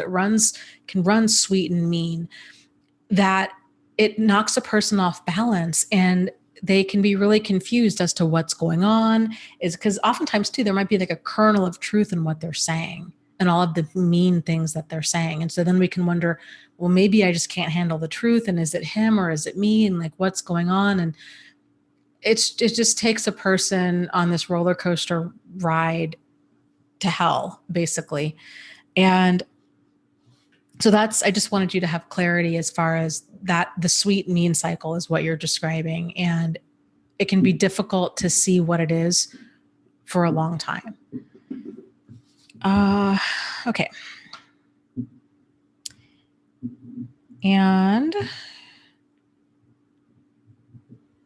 You were saying, okay, talking about, growing up with an abusive mother and kind of trying to run from that, your whole life, and kind of how this has set the stage for you with these relationships later on in life. So a couple of things about this is, narcissists in general, they tend to target a person for supply, and then they go about extracting that supply by exploiting a person's vulnerabilities. And anybody can get caught up with a narcissist. So I think kind of realizing that too, because you can do a ton of work for like healing and self-love and kind of reconnecting with your inner child and working on healing your past. But these people are out there, and there's lots of people that get caught up with them that don't have a trauma history, that actually come from really great, supportive, loving families. And they find themselves with this emotional manipulator in their life, and they don't know, how did I get here? And it's because they exploit vulnerabilities. And two, boundaries are not, these things are not taught, and paying attention to your gut instinct is not taught. They're for sure not taught in abusive households, but they're also not taught in healthy households, because generally they never really had to be. People kind of operated with this mentality of, we treat people with respect in this house, and people did. And so having these discussions about, paying attention to your gut instinct, what are healthy boundaries, what are unhealthy boundaries, what is manipulative behavior, what is abusive behavior. Many of these conversations are not had, and they really need to be, because these people exist in this world. So, your situation coming from an abusive past and this trauma history, it can definitely kind of set the stage for a person to continue to be re-victimized later on in life. And the reason being is, when your boundaries have been pushed from day one, and you've been used, abused, and exploited by somebody, especially a parent, somebody who's supposed to protect and provide for you, and they've done the opposite, they've been incredibly dangerous and destructive, then it kind of can skew a person's radar for like what's acceptable behavior, what's problematic. Because when you grow up being told, especially by this narcissistic parent, that what you're experiencing is either your fault or not happening or not that big of a deal, or not a problem at all, or just totally normal, then it's confusing. It's like, well, then when you go out later on in life and you do start experiencing problematic behavior with another abusive person, and they're telling you the same thing again, other people might be picking up on this, and they're like, what? This is red flag city. This is really dangerous stuff. This is a problem. And for a person who's been abused at least once, they're like, well, I don't know. Is it him or is it me? Maybe I'm the problem. Maybe it's my fault. And I don't know. And maybe, am I causing it? Am I possibly provoking them? Because all abusers have the same MO, and they tend to go about things in the same way. And they deny it, they deflect it, they blame, and they're very convincing about it. So that's a big piece of the puzzle. The other piece of it is recognizing manipulative and abusive behavior for what it is. Because again, like if you've grown up in this home where manipulation and abuse was the norm, it might just not, a lot of it's not going to be registering as problematic. The more extreme stuff might register as problematic, but a lot more of like the covert or subtle stuff might not be coming across your radar in the way that it needs to come across in order to keep you safe. So, and please, by no means, I hope people aren't thinking that I'm victim blaming out there. I am by no means at all. Like these people, they're highly manipulative, and anybody can get sucked in. So it's, but what we can do is try to prepare and protect ourselves as much as possible. Sort of like with online dating scams or online scams in general. People were getting emails from like Nigerian princes for like a long time, and they were losing their life savings, or they were meeting up with people that were overseas promising to be their ideal partner, and then they would propose marriage, and they've never met, and the next thing and they know, they're asking for money because they're in the hospital or they're stuck at the airport or what have you, and people lost a ton of money from this. But once word began getting out of this is how these cons go down, this is what it looks like, these are the signs, these are the red flags of like con artists, less and less people got tangled up in it. It doesn't mean that the people that got tangled up in it somehow, like that it's somehow their fault. It's not. It's just one of those things, like as a collective society, once we know better, then we can do better. But because most of us are normal, decent, good, honest, on the level people, it's just not even on our radar that somebody would be so awful to another person or try to, extort money from them in such a way. So learning what manipulative and abusive behavior looks like and can really go a long way to helping you to kind of widen that radar beam. So it's set to scan so you can see this stuff ideally a lot earlier on. And so then when it does surface, then you can realize it and be like, okay, that's a problem. I need to distance myself now. And two, with that, like, there's always kind of this degree of confusion that accompanies abusive behavior, where people, like, the first sign of abusive behavior is confusion. The second sign is introspection. It's that feeling of, is it them or is it me? The concept, you probably heard me talk about this before. Excuse my nose, excuse me. Probably heard me talk about this before, where in Psychopath Free, he mentions the concept of a constant. And I love this. So a constant is, the way I like to think about it is, it's a person that you feel consistent around. You feel calm, you feel safe, you feel secure, you feel even keel. Think about how you feel around that person, and then compare that to how you're feeling around this person that's got some stuff that's making you kind of question, like, is this normal? Is it me or is it them? Because if you only feel that way around this person, or if you only feel this way around other problematic people in your past, then it's not you, it's them.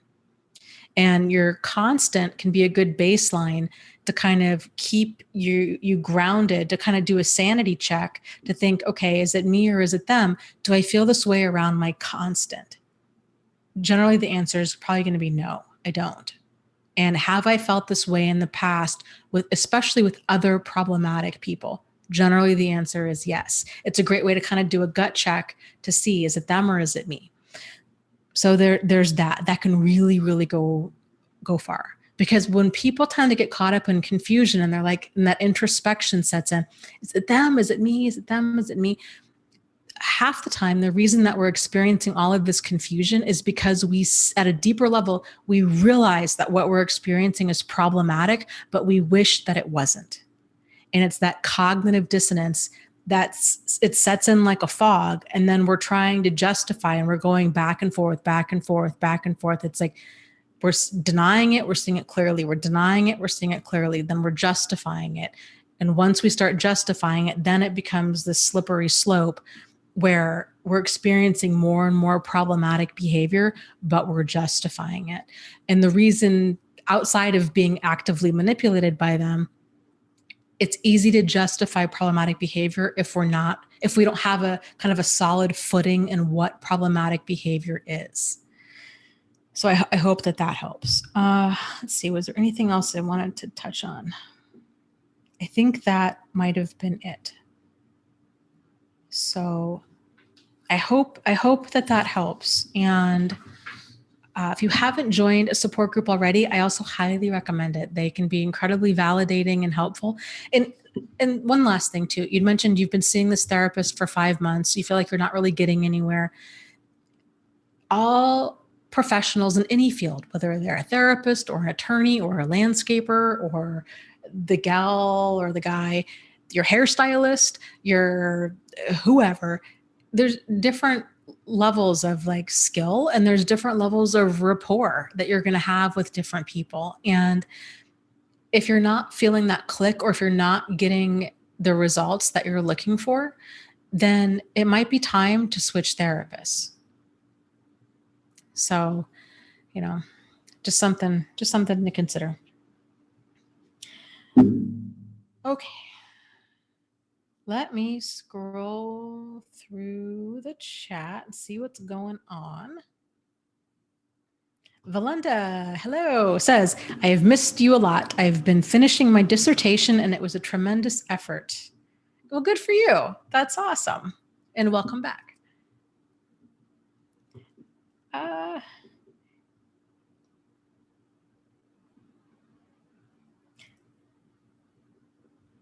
Saboan says, anyone else feel isolated in understanding narc abuse so well, while many others who have been through it don't truly get it? How do you navigate that? I'm trying to be more accepting, but it's painful. Yes, it's a challenge. It's a challenge. It's frustrating. I mean, it's just frustrating, and it's part of it. I think the vast majority of the world is just asleep to abuse in general, and they just don't get it, which is absolutely wild to me. I feel like it's this epidemic that, strangely enough, most people have been affected by, but yet nobody seems to identify like what the problem is. And hopefully I try to only talk to people that get it, because I can get so frustrated to the point where I want to cry with other people that just don't get it. And like we were talking about earlier, feeling that same way when then down the road they do get it, and feeling like, you really invalidated me and made it seem like I went through a bad breakup, or that I was crazy or being dramatic for years. And now that you get it because you went through it, now you like want to be all buddy and talk about this. And then like you feel angry and resentful at like, well, where were you when I needed to feel heard? So yeah, it's a thing. So yeah, talking to other people about it really helps.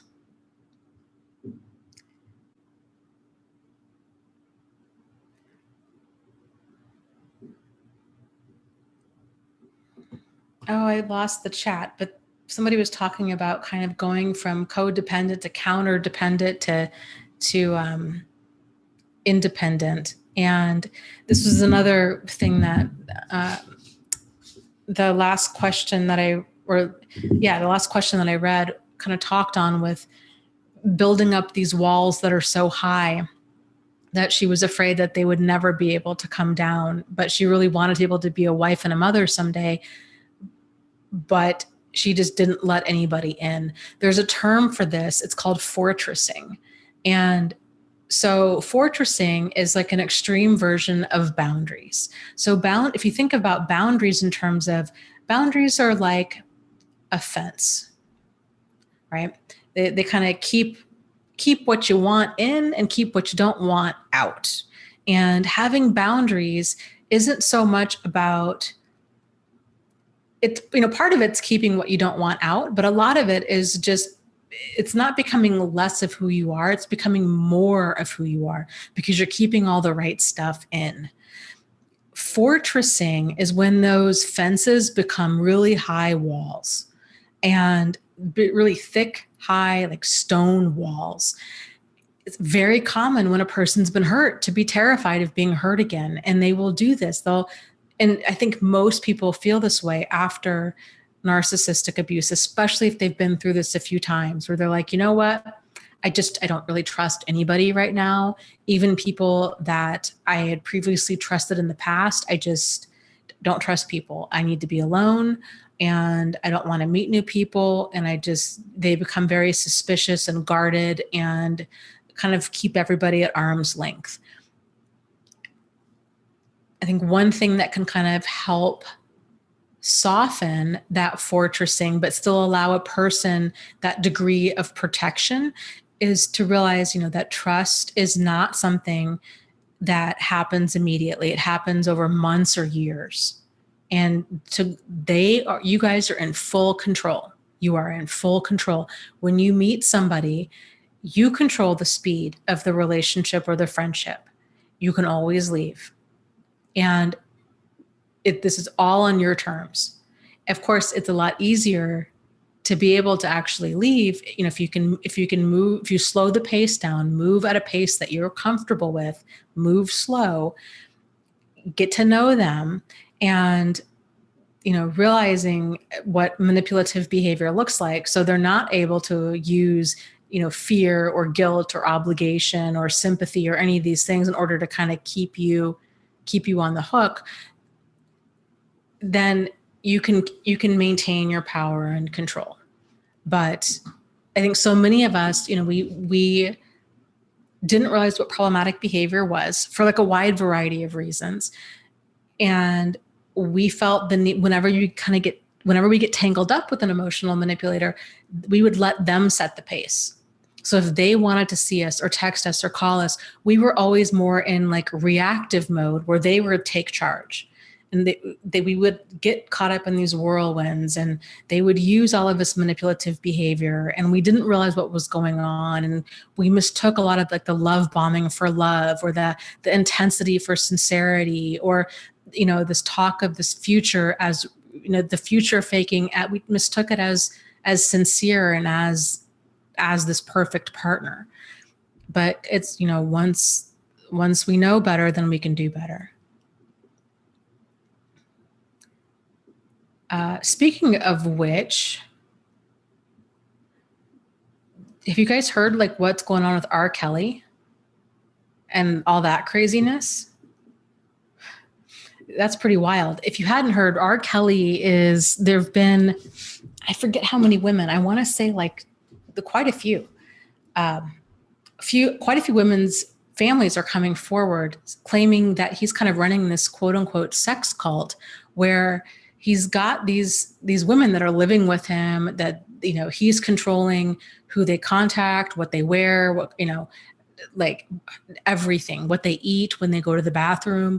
And these families are just so concerned. They're like, it's a cult. These kids are, where is my daughter? I feel like she's brainwashed. She won't leave. She says that she's there of her own free will, but she's not. Like, this is really, really problematic. And if you're familiar at all with R. Kelly, he's also the one, he married Aaliyah when she was 15. And I forget how old, he was quite a bit older, 20s or 30s. And he also did this song, Age Ain't Nothing But a Number. And he's known for, like, strangely enough, having this thing at concerts where he would have his crew kind of go pick out different girls in the crowd. And I think from what I remember reading, he would pick out women that were actually girls, like teenage girls that were generally like kind of homely and introverted.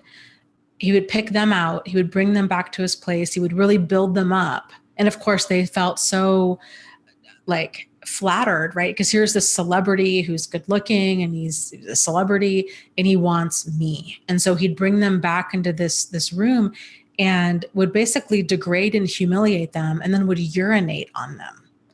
So he's got this real sick, twisted past, and it's scary what he's currently up to. And I really hope that these women and that their parents are able to see it as, yes, it's a problem. Like it's an abusive relationship in kind of this weird hybrid cult dynamic where he's the leader. He's got all of this harem of women that are brainwashed, and it's a problem.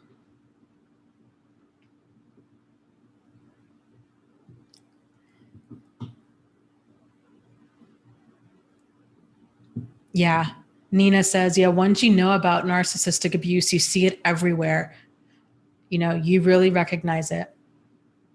Yeah, you do. And that can be like such an isolating feeling because other people just don't see it.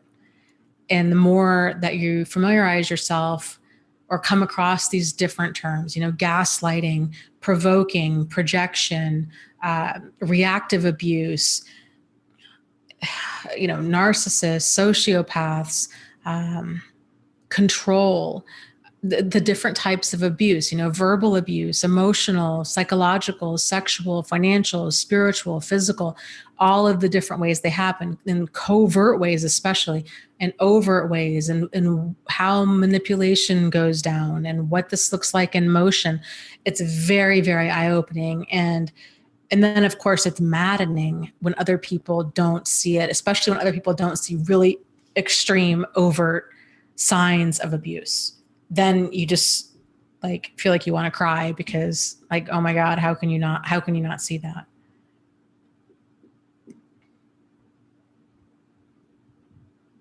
Inner Fire says, yeah, when I first started learning about narcissists, I thought they were rare. Then I realized they are everywhere and all around me. Yeah. Yep. I think a lot of us go through that. I know I did too, where, after Jack, I just thought, okay, well, this guy's a sociopath. But they're really rare. It's, 3% of the population. I felt like a hit and run accident. It was like, okay, statistically speaking, this is probably never going to happen to me. So it's not something that I really have to that I'm going to think much about. I just really chalked it up to, I was targeted by this guy, like an online dating scammer. I just thought it was just a fluke. And it wasn't until, several years later where a very similar situation happened again. And then it was like, okay, it's happened twice. So what am I missing here? Because now it's not an event, it's a pattern. And really, really digging into all of this and putting the pieces together. Now it's clear, but yeah. And then that in itself is kind of crazy making, because you think it's a fluke, and then you start waking up to it and you realize, oh no, this is, at first you're like, well, maybe, is this person really a narcissist? Or maybe they just have normal bad behavior and I'm overreacting. And then there's kind of that cognitive dissonance, or that confusion of is it just normal problematic behavior, or are they really personality disordered? And people kind of get off track with that, trying to figure out which is it. And then they kind of realize, okay, no, this is really extreme. Okay, this is a problem. And then they start going down that rabbit hole of, well, wait a minute. If we're learning about abuse and this is what abuse looks like, well, okay, this describes some other relationships in my life that I just chalked up as really painful relationships. I never thought that they were abusive, but yeah, that would make sense, because I did. I felt violated and abused. So, and then we start kind of going further down that rabbit hole and start connecting more dots. And it's like those magic eye puzzles. Do you remember those back in the 90s? Where you stare at it kind of long enough and that image just comes forward. And once you see it, you can't unsee it. And it's just very much the same way.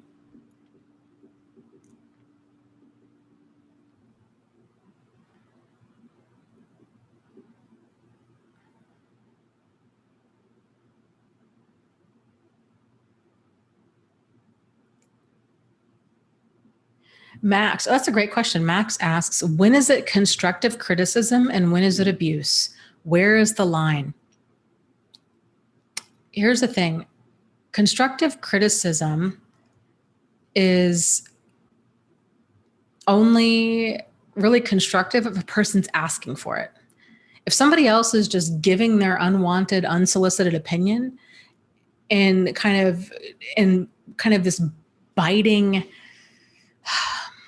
brutal honesty, quote unquote honesty, but really it's abuse disguised as brutal honesty. And they're like, well, I'm just trying to help, that kind of thing.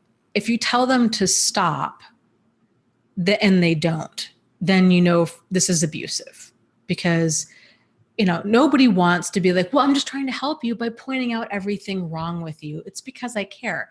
No, that's ridiculous. Nobody likes that. They wouldn't like that. So constructive criticism is only constructive if you're asking for it. It's not okay if they're continuing to just give you this unsolicited feedback. So you can draw the boundary and just say, yeah, I know you're trying to help, but I don't really want to hear it.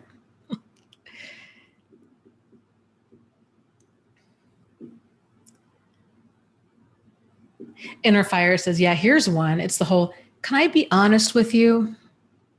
And a good response would be to that, especially if it's coming from a person that does this kind of stuff, and it's basically subtle digs and grinding another person down, to say, you can be honest with me as long as you're tactful and respectful.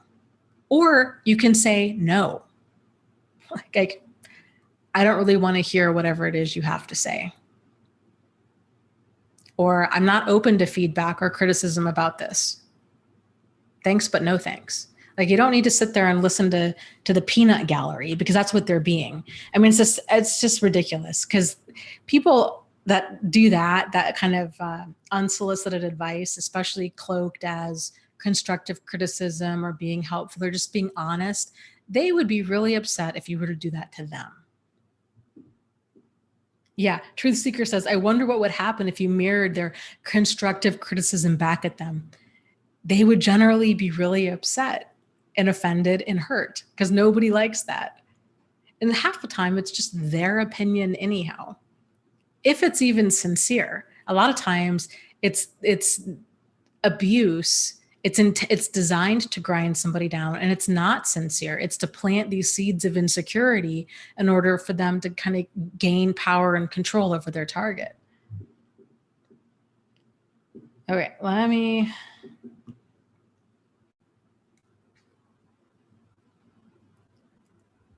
Okay. Let me scroll up here. Saboan says, yeah, I know a lot of people who brag about being brutally honest. And if we can't take it, too bad. Yeah, no thanks.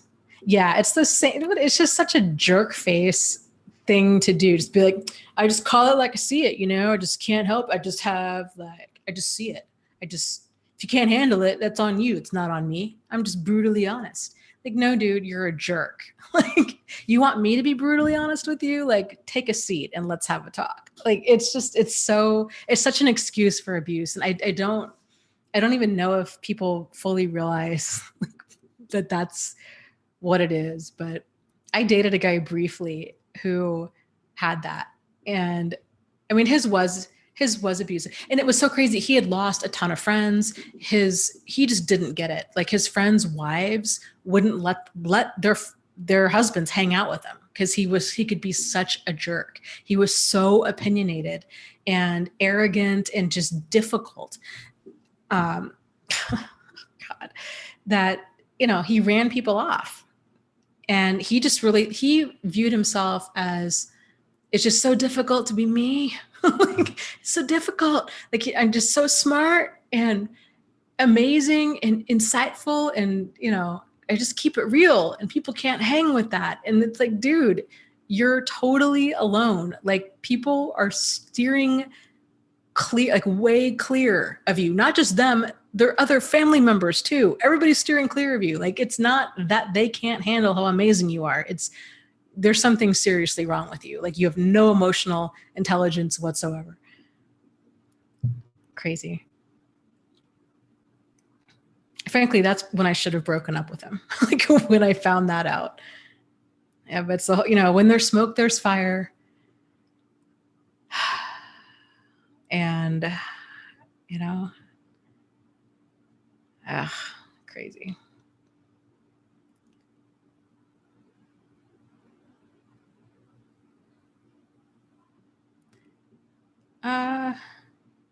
Siobhan, thank you. Siobhan. I was wondering, okay, I'm gonna really try to remember that. Siobhan. I'm writing it down, because I always wonder that every time you see it. I apologize for not getting your name right. I will work on that.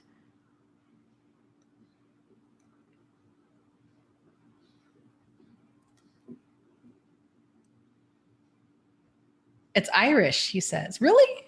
That's an Irish name?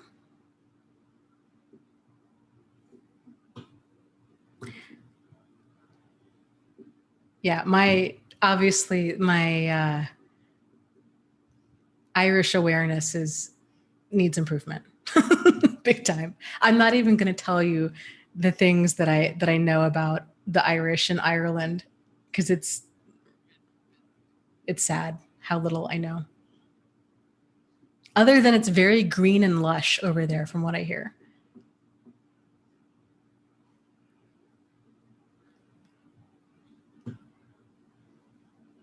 Okay. Lauren says, I'm at the point now that if I see a few signs of problematic behavior, I leave.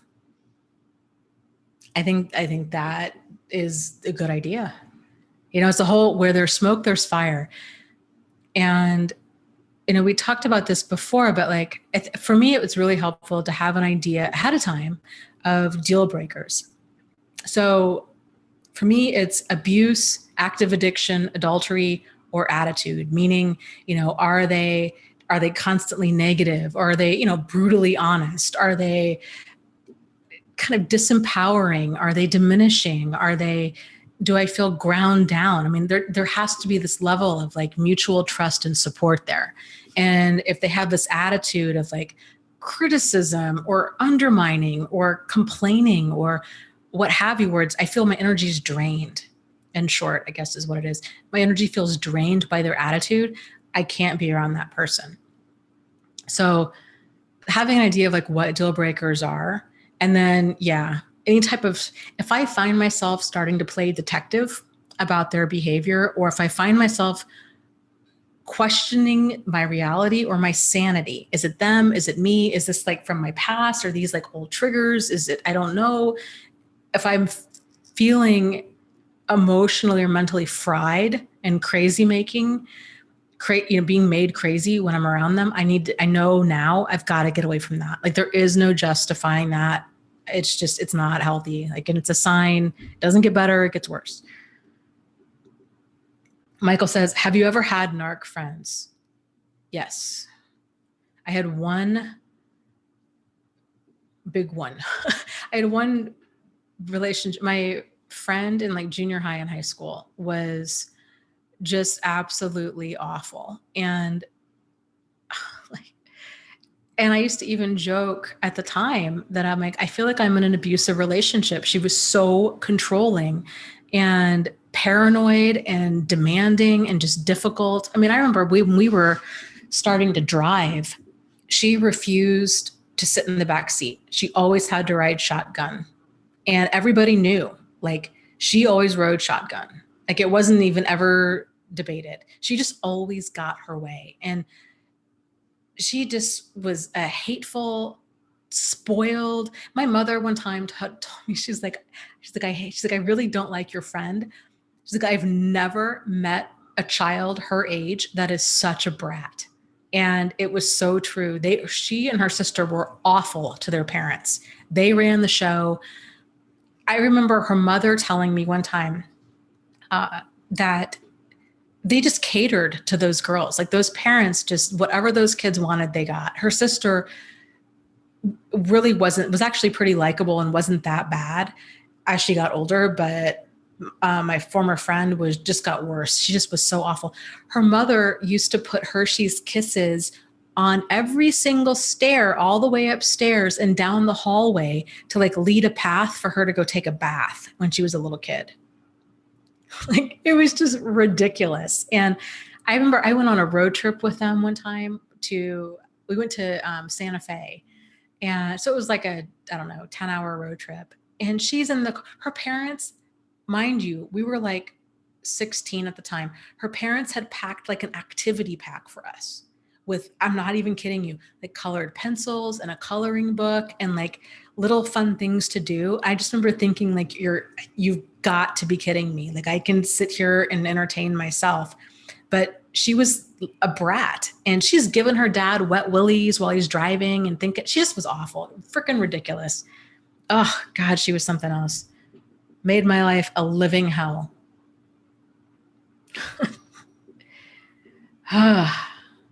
It exhausts me. And I ended that friendship almost 20 years ago. And it still exhausts me even thinking about it. She would accuse me of, like she would call dibs on any guy that she remotely found attractive, which was, we were in high school. So it was like a lot of guys. And I couldn't date or even like any of them because she liked them, or which I can get that to a certain extent, but at the same time, it was so everything was so controlling. But the good times with her were really good. Like when she wasn't being a total psycho spoiled brat, we had a lot of fun together. But when it would turn and she didn't get her way, this is also the same chick. She liked a boy and her sister ended up making out with him at a party one night. And she got so upset, she went into the bathroom and supposedly took a whole bottle of baby aspirin, then comes out and announces that she just took this whole bottle of baby aspirin. Of course, the party completely stops. Her sister calls 911. They take her away. She drinks charcoal. And all of the attention was always on her, all of the time. It just went on. She was dating this one guy. His name was Brian. And really, really nice guy. And just was, again, so controlling and demanding. And this poor guy, I mean, was just getting dragged through this emotional hell with her because it was just all about her all of the time. Ugh. Never again.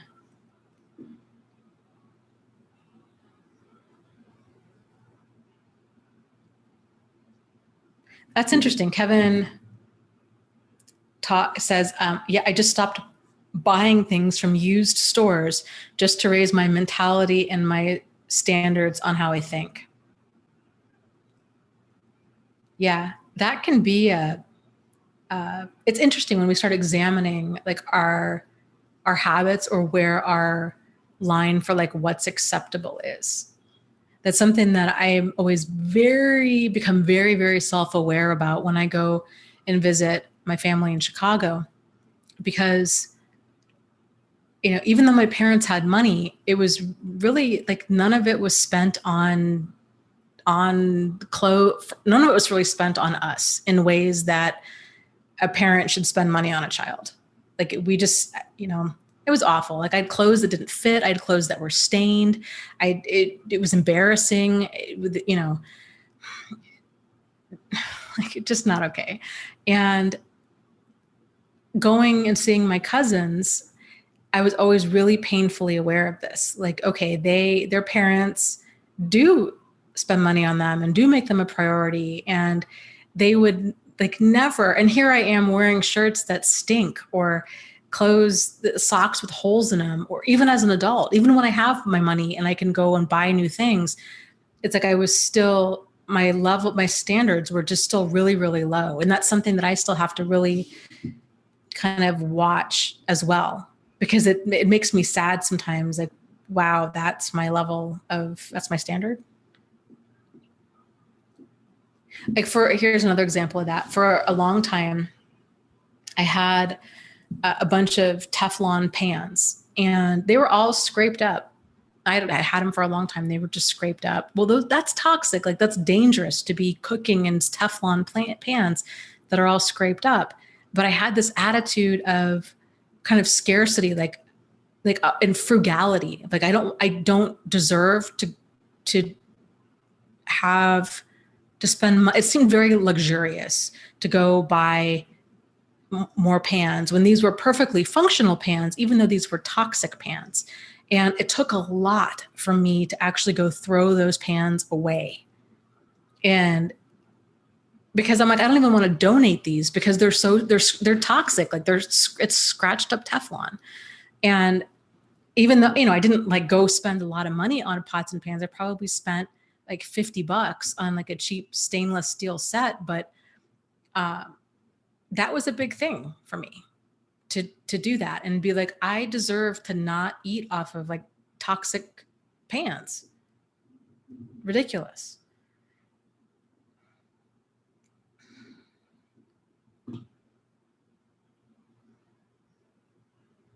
Yeah. Kristen says, I think there needs to be a balance. People can be super wasteful with too many things. Yeah. And I agree. And that's another kind of thing that I struggle with and that I juggle, because part of me, I really like kind of a simplistic lifestyle, and I don't like a lot of stuff, but it's kind of finding that balance of like what's essential and what is healthy and nourishing, and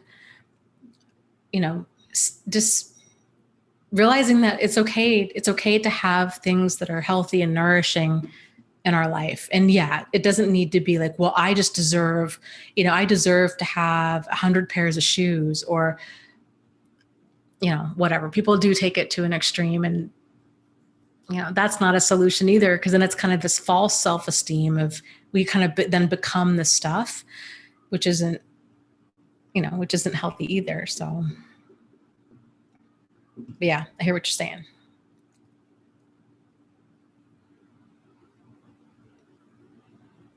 Yeah, Truth Seeker says buying quality bedding is an amazing treat. Memory foam dreamland. That's so fun. Yeah, that was another thing for me. We were just having this conversation in the car the other day with two of my friends about sheets, and they my one guy friend grew up in an abusive home, and it was very much, and they were also poor. So it was very much this mentality of like, you should just be grateful for whatever you can get.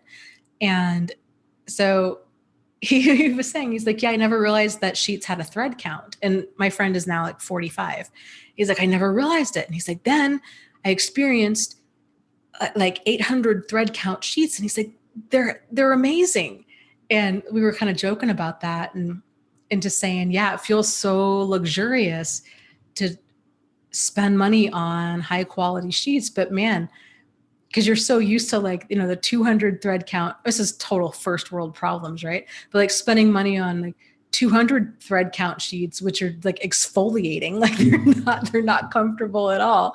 And just realizing like, I have the money, it's okay. It's okay. Like, it's okay to invest in like certain things.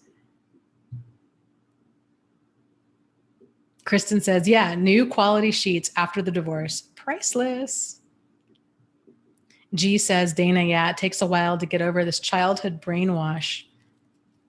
Yeah. And I think, we all go through it to a certain extent, and for different reasons. My mom went through it with my grandmother, because my grandmother lived through the Great Depression and had nothing. My grandmother saved, there could be, 3 bites of food on a plate, and she would put it in a little Tupperware thing and put it back in the fridge. She saved everything. She had an apple tree in her backyard, and she had 3 or 4 freezers in her basement full of apples. Like, she took all of those apples, she canned them, she made them into pies and into applesauce, and she didn't waste any of it. And, so my mom grew up with that mentality of, you wear clothes until they fall apart. You be grateful for what you have. You don't ask for anything more. And it was very much frugality, this frugality mindset. So even when my parents did have money, and when we were growing up, it was in my father, his parents were immigrants from Italy. And so also grew up with this kind of immigrant mentality. My grandmother was a stay-at-home wife, and my grandfather worked in a laundromat. And so it was, again, this, like, we don't have money, and you make do. And so that was their programming. And even though when they got older and they were making good money, I just don't even think it crossed their mind to spend, it seemed excessive. Like, well, how many, you have 3 pairs of shoes, why on earth would you need anything more than this? Or you have like, but not realize, I don't know. And then we would have those shoes for like 5-10 years, even if they didn't fit, even if there were holes in the side, like you had stuff until it fell apart. So it's just interesting where kind of these things, where they come up from. Kevin says, yeah, he struggles with this, moving this mentality of scarcity to abundance. I still struggle with this so much.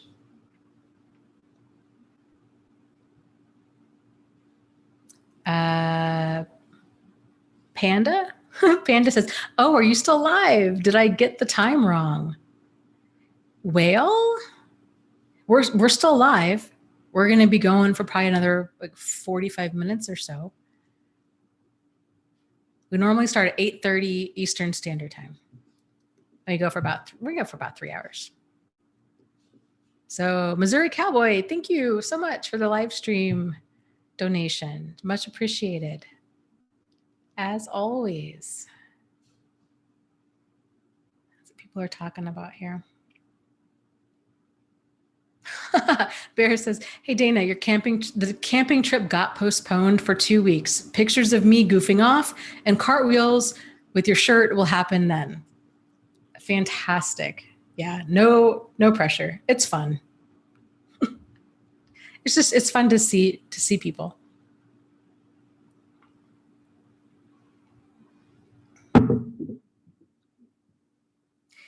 Let's talk a little bit more about this attitude of scarcity. I was actually talking to a friend about this today. This attitude, I think it's important to realize too, that this attitude of scarcity can come and go at any time in a person's life. And so let's say, for example, a person recently goes through a divorce, or their spouse dies.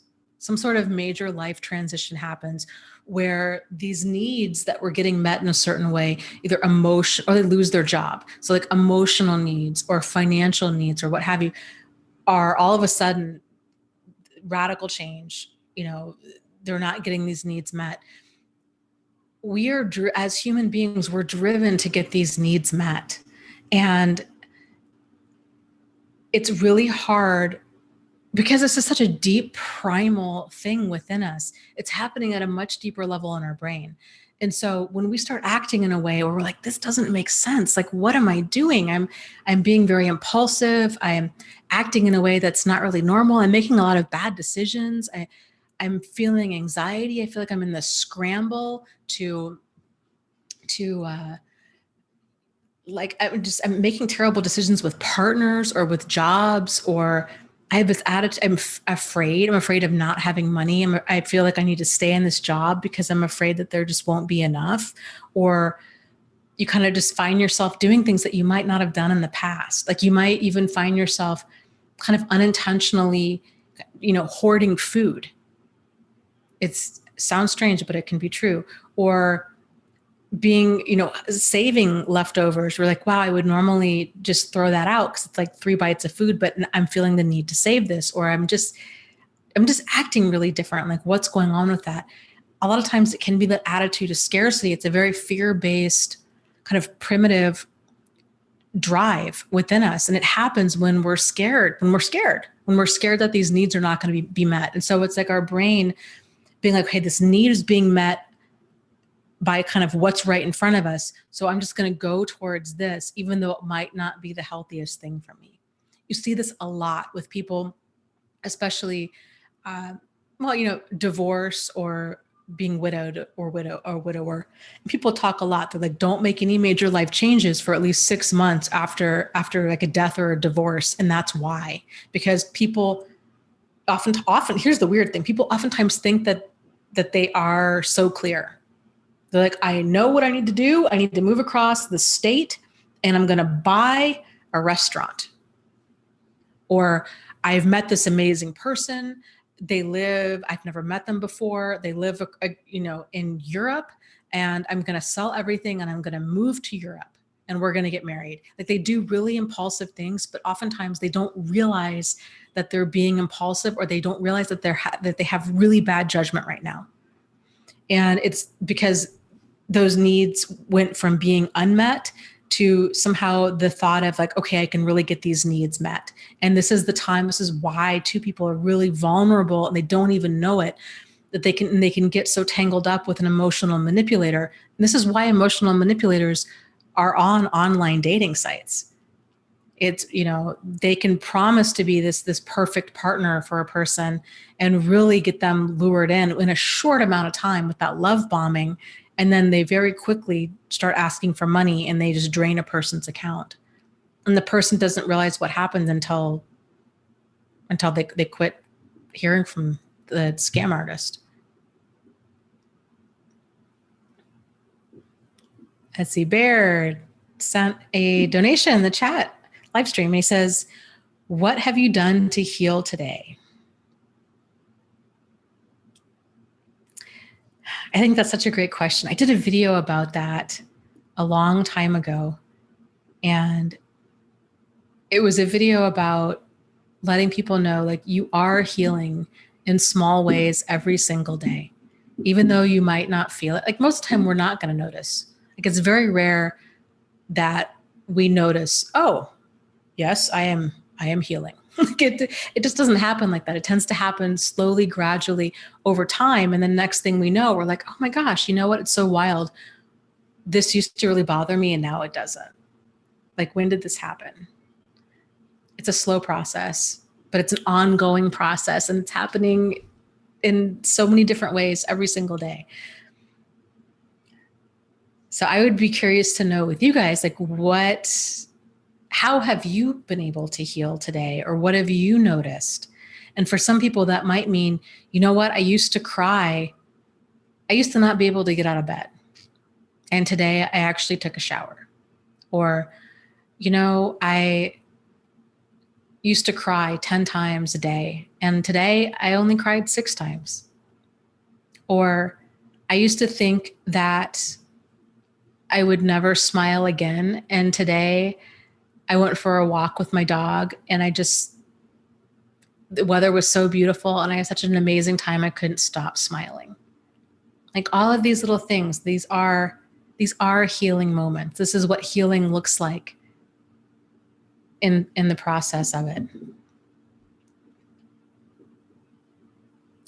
I'll share with you one of the things that I've realized lately is, so kind of where I'm at with my healing process and kind of getting in tune with who I am, and I don't know, figuring myself out, has been in learning to be aware of, like, further be aware of kind of what's working for me and what's not, and how that tends, like, what my coping mechanisms are.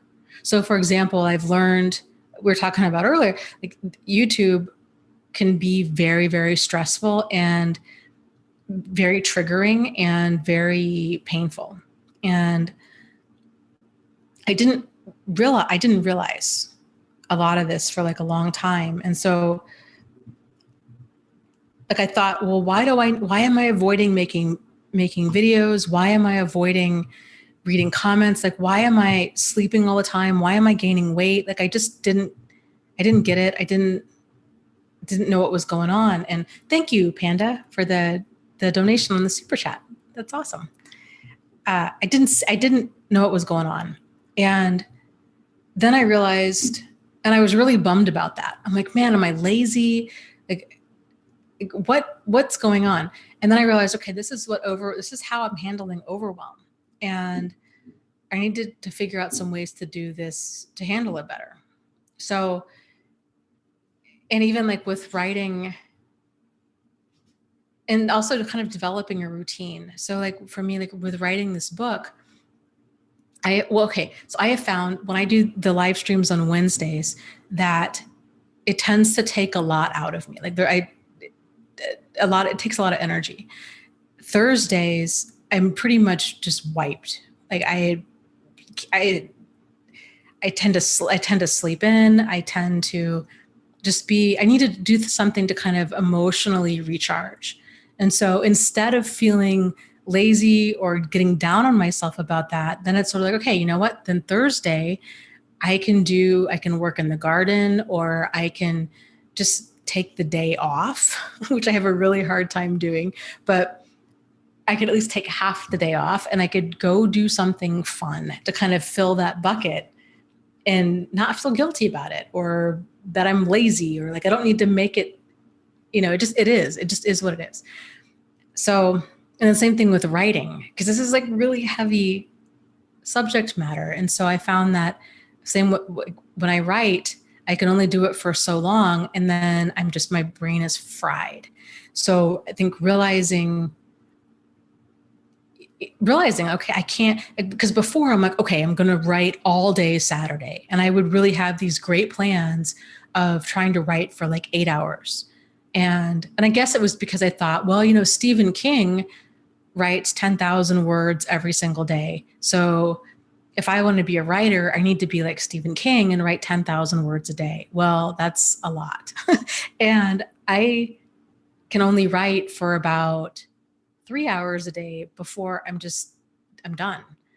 So I guess kind of like realizing, I don't know, like realizing where your limits are and where kind of what's working for you and what's not, and adjusting and all that. So I guess that's kind of my next thing with healing, is getting more in tune with myself, with boundaries and paying attention to how I feel and not judging what comes up.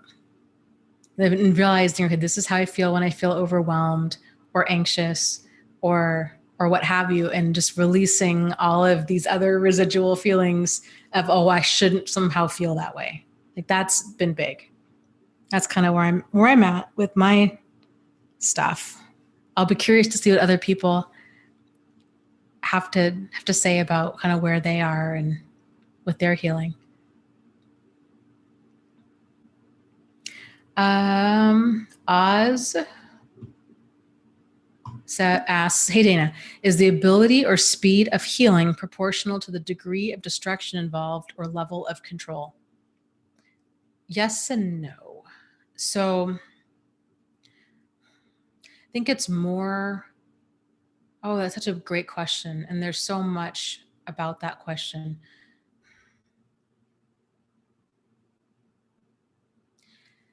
I think healing can happen a lot faster if the target understands that it's not them, that they somehow didn't deserve it, that they, that they were manipulated into it, that, if they can understand like a manipulative behavior and abusive behavior, and they can, I think, feel validated. I think so much of the healing process is spent in searching for answers. And that confusion is exhausting within itself, but it keeps a person kind of in this holding pattern for years, oftentimes, where they're like, I don't, like, what's wrong? It's, especially if nobody else is seeing it for what it is, then it's just really, really, it's just, it messes with the person's mind at a very deep level. So, feeling validated, feeling supportive, there's a saying out that people start to feel healed once they start to feel heard. And I think that's so true. So just realizing that other people are out there, that other people do care, that they're not alone in this, that the way that they feel, this wide range of emotions, is very normal. And, this is a normal response to a very abnormal situation. And I think the more they can read too about, this complex post-traumatic stress disorder, can be very helpful. Learning about self-care, tripling up on self-care, realizing that they don't need to have all of the answers today or tomorrow, that the answers will come when the time is right. And there's a lot to it. But no, I don't know. I mean, I've worked with so many different people. Here, like my first aha insight moment into this, when I was working with kids in a group home, this was many years ago, and I worked in two different homes. Like one was a girls' home, one was a boys' home. And the girls' home, there was this one girl in particular, and she was, I think, probably 16. And this home was like an alternative placement to juvenile hall. So all of these kids had committed generally several crimes, enough so that they were in this group home for generally 6 to 18 months. And so it was a pretty intensive environment for them. And this one girl in particular came from, by far, the most traumatic background I've ever heard, period, like to date. And her mother was a prostitute and had 15 children. And she had custody of none of them. Most of them didn't know each other. They were in and out of different foster homes. her grandparents had this awful, abusive, dysfunctional relationship. The grandfather had this incestual relationship with a lot of his grandchildren. It was drugs, it was alcohol, it was just like awfulness. And like her level of kind of, I don't even know what you'd say, like problems, maybe like problematic behavior and how she perceived the world was equal to that as a child we might have gotten in there who had really wonderful parents, but who had been recently divorced and like just totally flipped and was shoplifting and was getting involved in a gang and like all kinds of stuff. So there's definitely this kind of like individual factor having to do with like a person's own just kind of personality. And I don't know, I want to say, I think that the term for it that's used is resiliency. And that's a clinical term, but I don't want people to think that they're somehow not resilient if they're not handling things well. So it's one of those terms that it can be re-victimizing, but I don't mean it in a re-victimizing way. It's just kind of that degree of kind of being able to go through these life situations and to bend and not break. But everybody's different. And a person too might feel profoundly broken at one point, and they might even break, but then they might kind of put pieces back together and get to a higher level.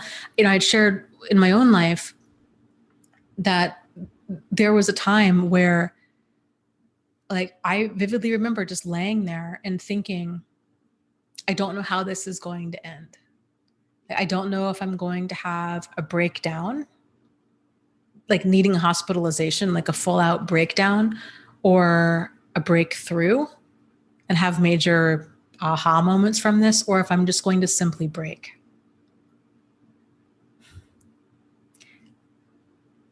And that was a really, really hard space to be in, and just really not know what was going to happen next. And I think a lot of people feel like that they're having a breakdown or that they are broken. And for people that do feel like this, I want you to know that that's very normal. That's very normal. And, you know, but even if you do break, you can put yourself back together again, and you can use this experience. You can squeeze out as much as you possibly can from it, and you can use it to move you towards the kind of your highest and greatest good. You can realize what you don't want in your life, what you do want in your life, that you matter, that you deserve to be treated with dignity and respect. And there's actually a lot of really positive things that can come from it. Because it's like when you know what you do want, then when you know what you don't want, then you know what you do want. And it can help a person get a lot of clarity in their life in many ways that might not have been possible otherwise. So I think it's just kind of realizing this, I'm just going to make the most of this as I possibly can, because it's happened. So I might as well. Like the alternative is just to let this sink me, and I'm not going to let that happen.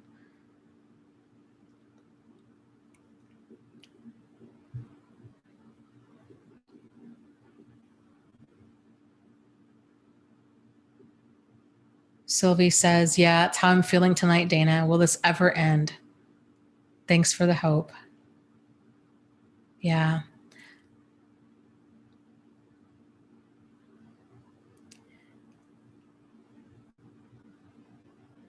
Yeah, I think this can be such an isolating experience, and it can really make a person incredibly overwhelmed. Like, is there any end to this darkness? And it's like, I'm just so tired. Like, I'm just so tired of trying to be okay. I'm tired of feeling this way. I'm tired of being overwhelmed and anxious and sad and feeling broken and all of this. And it can be very overwhelming. And healing is very much, it's a marathon. It's not a sprint. And it's important to kind of learn to rest, you know, and to take care of yourself as much as you can. Bubble baths, you know, hot tea, a good movie, any pampering yourself, just self-care, big time right now. I often refer to this as, it's like you're trying to recover from like the emotional flu, and that's putting it mildly, right? It's more like the emotional Ebola virus. Like you're recovering from something really, really major. And to realize, okay, even though, because if you had the physical flu, you would take time out. You'd probably take some time off work. You would get in a hot bath. You'd let yourself sleep in. You'd, you know, wear pajamas. You'd curl up with a good book, or you'd watch some good movies. It's very much the same. Like you're getting over this like emotional flu, and to be good to yourself, even though you can't see, you know, the physical damage that's done. There's a lot of like emotional stuff to recover from, and it's okay to take a little time out and to take care of yourself.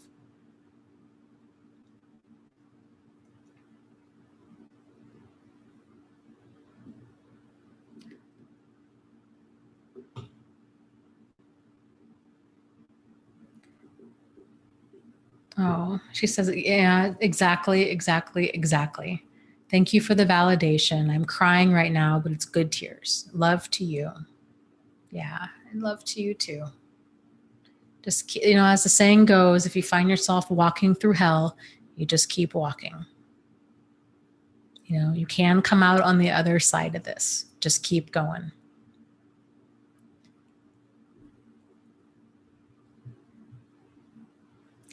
Jamie says, ugh, I am fuming. Since the hoovering is not working on me, he's trying each and every way possible to get other people to feel bad for him and trying to get to my son to get to me through his friends.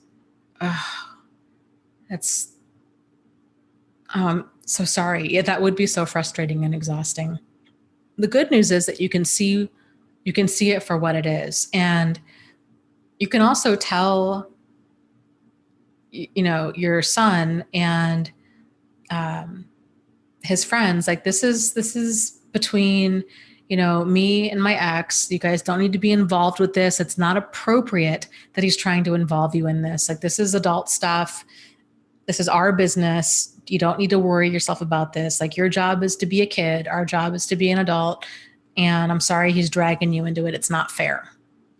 And just trying to put a stop to that. And if they are having a hard time, you know, they don't like it because he's putting them in the middle, to let him know, like, you can also tell him, like, I don't want to know about this. Like, this is between you and mom, or just, you know, leave me out of it, kind of a thing. And yeah, it's really frustrating when they start playing the victim card to everybody else. And they're like, oh, she's so awful. And look what she did. And I just loved her so much and wanted to make things work. And here you are, you just wanting to scream, you know, liar, liar, you're a liar. And you want other people, you just want to be validated and be like, no, this happened. And this person is not who they claim to be. And he's just a liar and a manipulator. It's infuriating. But what can help is to, you know, get into a support group and vent there, journaling, screaming, like going into your car, going into a room and just screaming, but keeping cool, calm, and collected. Not letting him know that he's getting to you, because he's going to he's basically throwing the adult version of a temper tantrum. And the more he's going to escalate, he's going to keep doing this until he can find a button that's going to get you to cave and open contact. It's just like a child. Don't let him win. You know, it's very much you holding to your boundary and sticking to your guns and seeing it for what it is. Seeing it for what it is huge. I mean, that's so much of the battle right there. And you do. So that's the good part. But his behavior defines him. It's ridiculous. And if anything, I would try to reframe it and be like, yes, this is why we're no longer married. Like this speaks to the level, the lack of accountability into this psycho behavior. And I'm so thankful and grateful that I'm not married to this person anymore. And try to let it kind of spin it into something positive. Like, yeah, this guy is absolutely nuts and he's immature and he's a jerk. And every time I see his behavior, I'm going to just use it to let myself know of, boy, I'm so glad I'm not married to a person like this because I deserve so much better. This is so great. I have this constant reminder of what I don't want in my life. So now I can move towards what I actually do want. Frustrated. Okay.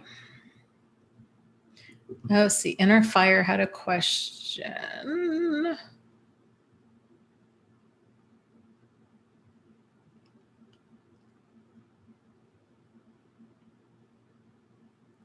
Which I don't know if I can find. Okay. Says Dana. You've talked in the past about healthy boundaries. What is a tactful way of talking about a sexual past with a new partner? Oh, that's one of those conversations. That is tends to not go over really well, and it tends to create a lot of tension and insecurity and animosity. So, I don't know. I don't know if a person needs to be totally honest about their sexual past. I think people are entitled to keep certain things private, and their new partner doesn't need to know how many people they've been with, different things they've done. There doesn't need to. It's okay to have a certain degree of privacy in your own life. So if somebody's asking you, they want to know details about your sexual history, like I said, to me, that's just a no-win conversation. So I don't have this conversation. I have not had that conversation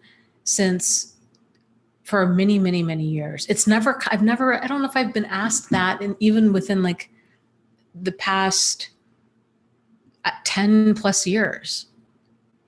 Generally because I don't think, my partners don't want to know, and I don't want to know.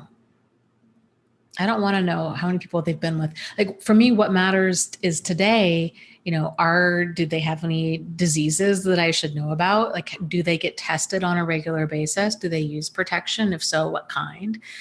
Those kinds of things. Sexual health is more important to me than sexual past, I guess.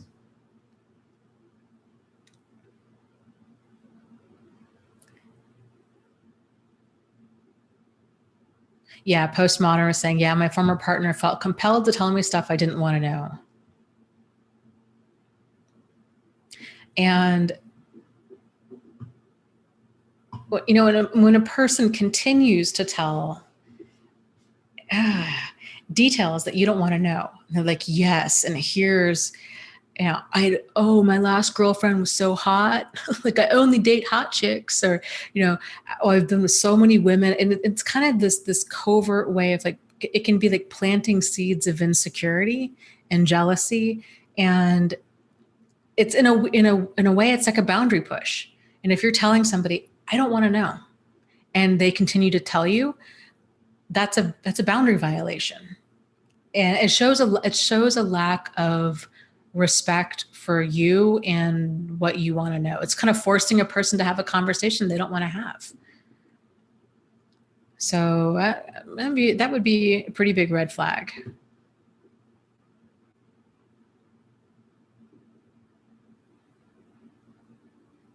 IDL says, yeah, my narc mother does the same thing. As hoovering doesn't work, I've blocked her. She's trying to get everybody else to contact me now. And now her boyfriend wrote me an email. I've been 14 days, no contact so far. Wow. Yeah, people really don't get it when a person goes no contact with an abusive parent. It's just, that's a whole another layer of, talk about feeling minimized and invalidated. At least people understand abusive relationships between, you know, two significant others. But when there's an abusive parent involved, people just lose their damn mind and like throw all kinds of common sense and good judgment out the window. And it's just this, they just gloss over it. And it's like, well, yeah, I know she used, abused, exploited, and neglected you as a child, but she's your mother. And they push, you got to keep contact with this person. Like, we would never encourage somebody, or most people wouldn't encourage a person if the situation was different and that was like their wife or their husband. We would never say, yeah, that's a great idea to reopen contact, make that relationship work. No, no. You know, toxic is toxic is toxic. Doesn't matter if they're friends, a family, you know, a neighbor, what have you, boyfriend, girlfriend. Toxic is toxic is toxic. And yeah. So good for you. Be strong. Keep being strong because you are strong. Okay. There's also, just FYI, several groups out there for children of narcissistic mothers. And those groups, I think, can really help as far as like validation and clarity and support go.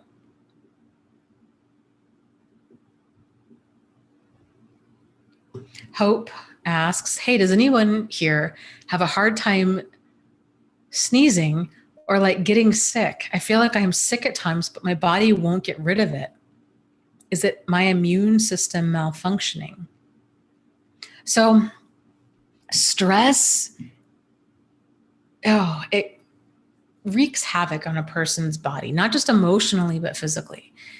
And one of the effects it can have is it really can decrease a person's immune system. So they're more common to getting colds or viruses, and those colds or viruses last a lot longer than they normally do.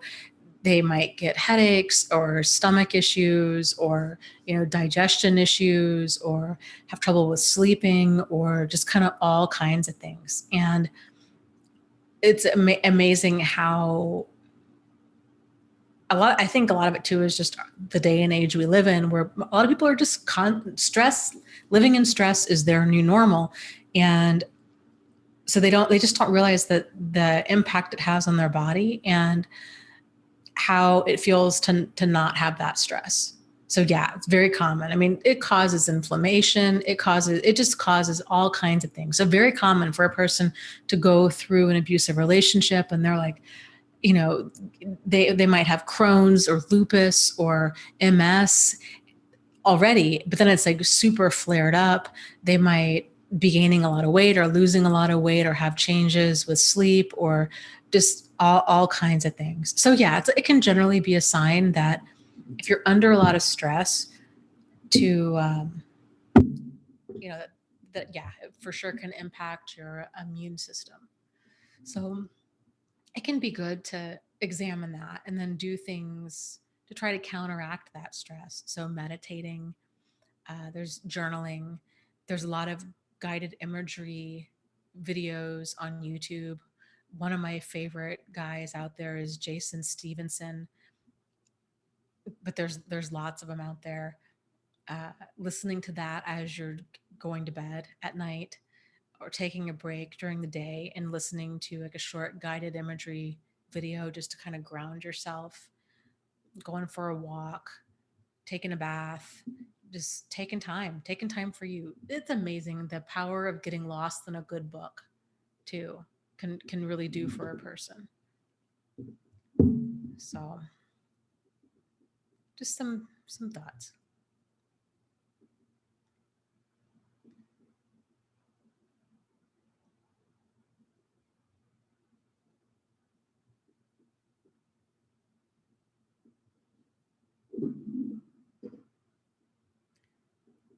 Okay, Siobhan is going to bed. Good night. We'll see you next week. Janice says, I just listened to Jason 10 minutes ago and he's great. Panda says, I like Jason Stevenson too. I do too. I just really enjoy him. Like, I just really enjoy all of his videos. I've yet to come across one that I don't like. It reminds me, there was this old, if you guys have seen this old Saturday Night Live skit. It's with Will Ferrell. It was so flippin' funny. And Will Ferrell the skit was like, he was this guy who used to make super chill, like meditation music. And, he's doing all this stuff, and this band, they're jamming out and they're making this really relaxing music. And then the one guy misses the note or something, and Will Ferrell flips out into a rage and, just like, oh, what are you doing? And he just gets so upset. And then he's like, then like he calms down, and then they start playing this relaxation music again. It was such a funny skit because, his character was supposed to be like this super chill guy in meditation guru, and like he he wasn't at all. Anything with Will Ferrell, that guy cracks me up. I love everything he does. Yes. People are talking about adrenals, and Kevin says you need to cut out caffeine, right? Yeah, that's so huge. Caffeine is such a huge. If your adrenal system is already pumping all of this adrenaline, and you've been in this fight or flight mode, there's a saying out there that this fight or flight mode is meant to get you out of harm's way. It's not meant to be how you live your life. And for a lot of people that have been in an abusive relationship, and they don't even realize it, they've been stuck in this fight or flight mode for years or decades. And they're exhausted, and they don't realize it because they've been exhausted for a long, long time. And when you're intaking caffeine on top of that, and you've already got all of this adrenaline going through you, it can send a person into panic attacks, anxiety attacks, insomnia. Even if before you were like, what, I used to drink 5 or 6 cups of coffee in the morning. I never had any problem with it. But now I'm having panic attacks, and I don't know what's going on. I highly recommend the first step, cut out caffeine, or at a minimum, like switch to decaf. Even though decaf has a little bit of caffeine in it, you'll notice generally a difference within 24 hours. It can really make a huge impact on somebody.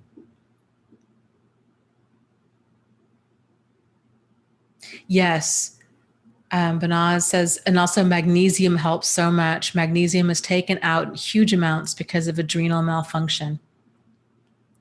Yeah. What is it? Epsom salt, I believe, has magnesium in it. You can get magnesium flakes in a jar from like Amazon. I have a magnesium spray that I use actually for pain, and it is wonderful. It's all natural. It's just magnesium flakes in 1 part magnesium flakes to 1 part water, and you boil it and you let it cool down, and you put it in a bottle, and it's amazing stuff. So magnesium is a muscle relaxer, and so when you bathe in it, or you can spray it on your skin and it can be absorbed that way, it can really, really help. A lot of people have reported all kinds of different diseases and disorders have really improved just with magnesium. So like restless leg syndrome, insomnia, headaches, interesting stuff. Yeah, Tammy says, I don't think I truly understood how fight or flight was physically affecting me. Yeah. People tend to not until that stress is relieved. And then they look back and they're like, oh my gosh, I cannot believe I lived like that for so long. And you just want to cry and give like the old you a big hug, because you realize, oh my goodness, now it's just, you feel so much better that you just can't believe you lived any other way.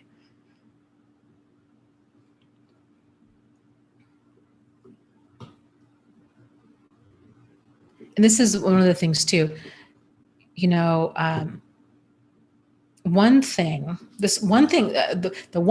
I knew back then for certain. And my life, I had a lot of anxiety because nothing was certain.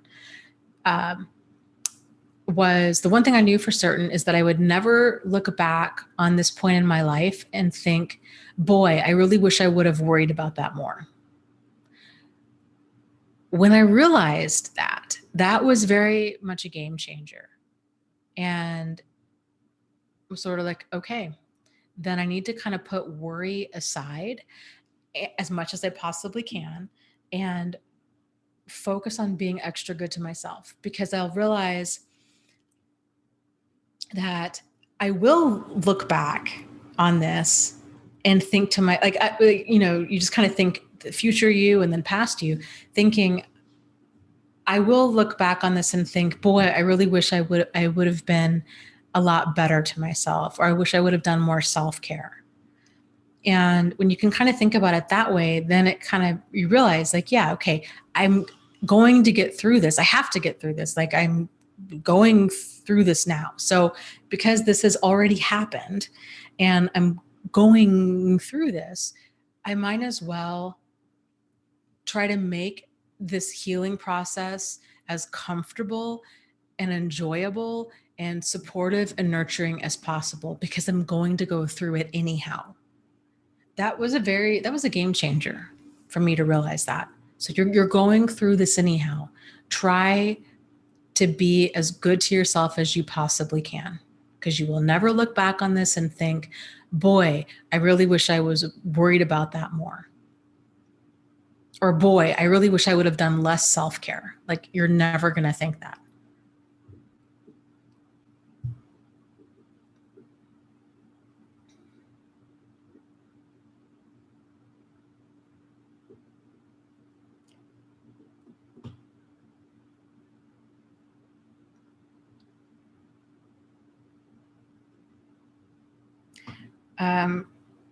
Razia, I hope I'm saying that right. Razia says, why do I feel like I can't make a good judgment?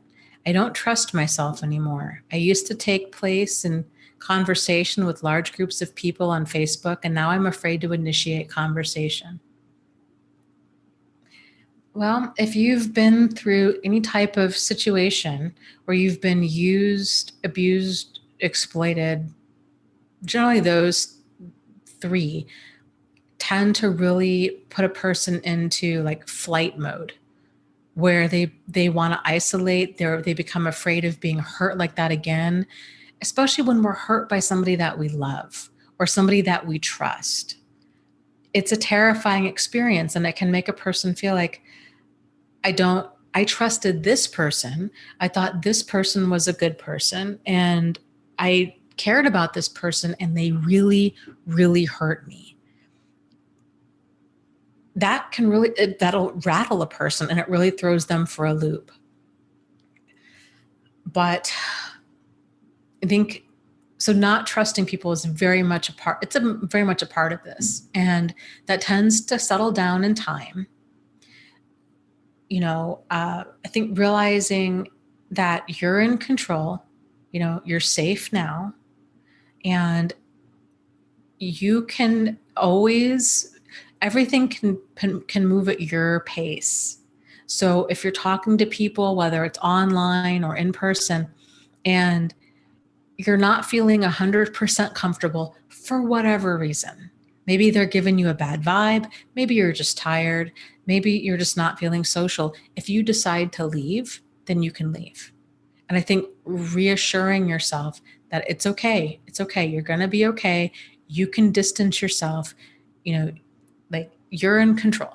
You're in control. And I think just trying to reassure yourself and remind yourself that, you don't have to spend time with anybody that you don't want to spend time with. It can really go a long way.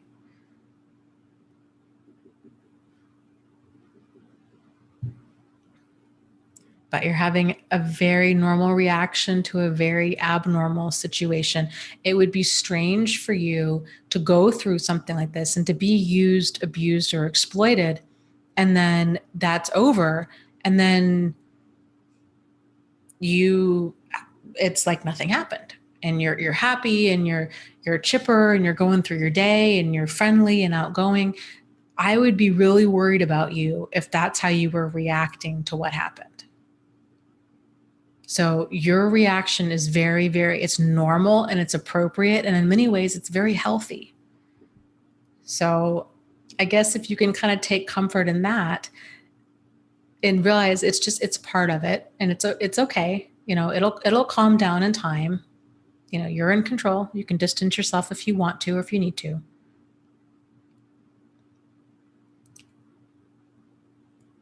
Oh, Raja says, my God, thank you so much from the bottom of my heart. Yeah, you are so welcome. I get it. I remember being so terrified. Like, I really felt like I was losing my mind. I just didn't understand. I didn't understand what I felt like. My feelings were very disproportionate to what happened. And I didn't realize that was kind of a very normal trauma response to a traumatic event.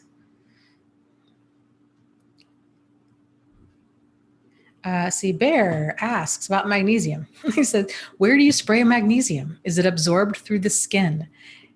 Yeah, you can spray it anywhere on your skin, and the spray absorbs, it absorbs it through your skin anywhere. So you can spray stomach.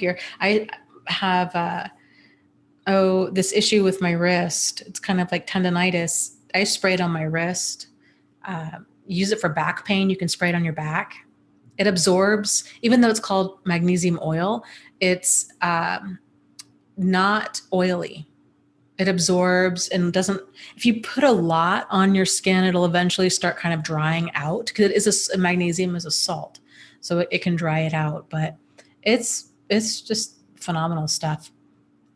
You can buy, what is it? I use a brand. It's probably all the same, frankly, because it's just magnesium salt in distilled water is what it is. Cole says, I am so depressed that I can hardly move. I am no longer in shock, but I'm very, very sad.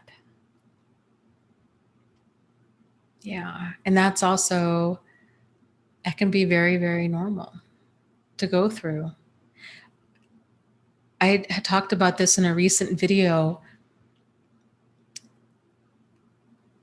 One of the things that helped me do that was to set the intention of, I'm going to leave the house every single day, whether I go for a walk, whether I go to 7-Eleven and get a newspaper, whether I go to the park, whatever.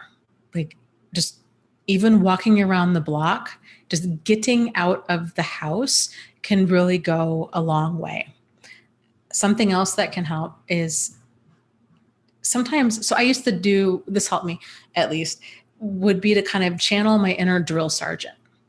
So telling myself, okay, Dana, you need to get out of bed and you need to go march your body into the shower. So, and if I would tell myself, it was kind of this whole internal conversation of like, I don't want to do that. I don't want to leave the house. I don't want to shower. I don't want to do that. And my inner drill sergeant kind of taking charge and just saying, that's nice. Get up and do it anyhow. And ordering myself, telling myself, get your right foot out of bed, get your left foot out of bed, march your body into the shower or march your body out the door. And sometimes, I think we've all been there where if we can get that done, or we shower or we leave the house, then that can be a huge victory for that day. So doing those kinds of things can really be helpful. Really being on guard about what you're putting into your mind during this time. So really feeding your brain with a lot of positivity and a lot of comedy can be very helpful. Just taking a break from all this. It's very common for people when they go through a narcissistically abusive relationship that they want to learn as much as they possibly can about this in order for them to figure out what happened, and then also to order for them to try to keep themselves safe.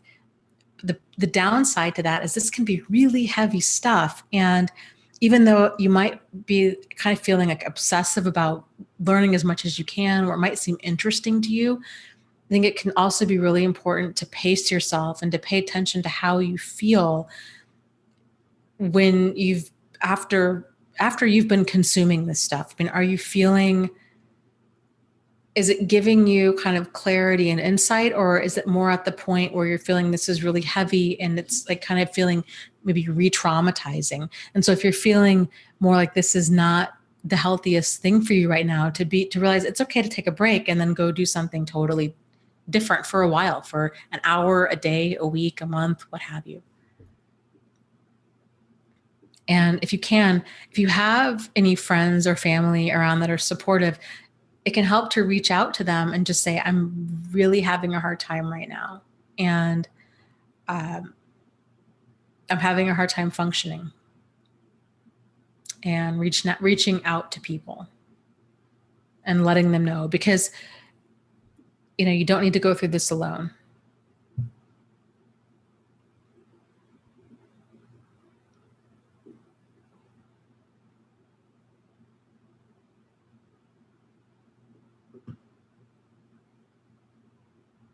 Cole says, yeah, I am re-traumatized. Yeah. Okay. And that's a good sign to just know, you know what? I need to take a break from this kind of stuff. So maybe I need to go just watch some comedy, watch documentaries, just take a break. Because even for me, I mean, my stuff happened, a handful of years ago, and I feel like more than healed from this. But being in all of this and hearing stuff day in and day out, it can feel really heavy over time. So I think it's normal. It's normal. This is heavy stuff. And it's okay to know, but to be like, I just need to put this down for a little bit, and then I'll come and then do something to kind of recharge and then come back to it if you want to, or just take a break altogether.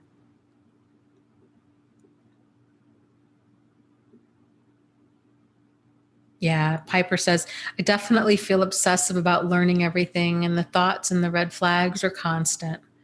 And that's very normal too. There's a lot of pieces to be put together with this, and it's going to take time to put them together. So it's a marathon, it's not a sprint. And so to just pace yourself. Be good to yourself at all times. Be good to yourself. Always, always, always, always.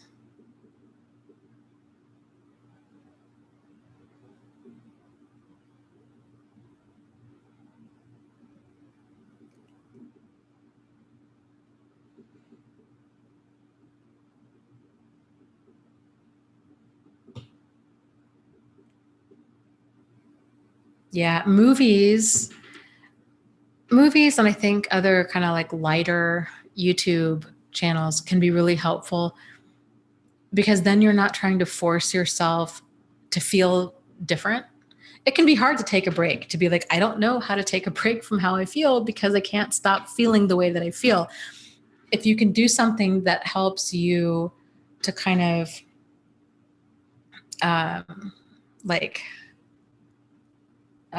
just kind of slip into this emotional state, whether it's music or this is why I'm a big fan of guided imagery, because then like you don't have to change how you feel. Like the guided imagery is going to guide you there, which is very helpful. The music can just take you there.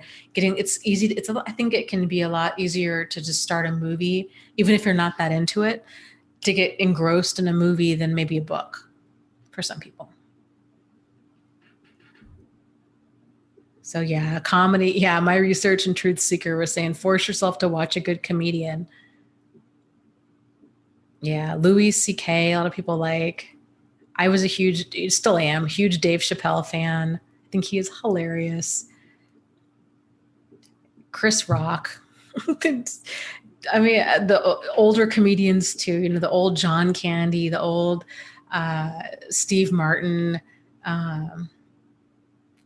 Rick Moranis. There's just so many. There's a lot out there that are just great comedians. I think too, also knowing that this pain is not going to always be this intense, and it's not always going to it's just not always going to be there, and it's not always going to hurt this bad, and that there are many, if not most, of your best days are still ahead of you. And just kind of realizing that, because it can be so easy to get lost in that darkness and to think that it's just always going to be this way forever, and it won't. It won't. So be extra good to yourself right now. Keep moving forward. Yeah, that's a great point. Bright Blue says non-recovery Facebook groups help too. Yes, a great suggestion. So if you're into meetup groups, you've heard me talk about them all the time. Meetup.com, love them. Lots of different groups out there. For online groups, yeah. Facebook groups in topics that are of interest to you. So if you're really interested in like anime or, gardening or living off the grid or raising chickens or what have you, it can be nice to just really switch gears and get lost in something fun or interesting and just non-narc abuse related. Oh, Postmodern is saying that she's trying to watch the show Black Mirror too. I think it's fantastic. I loved that show. I think it's really well written, and it's very much, if you haven't seen it, it's very much kind of like the updated modern tech version of The Twilight Zone. I love it.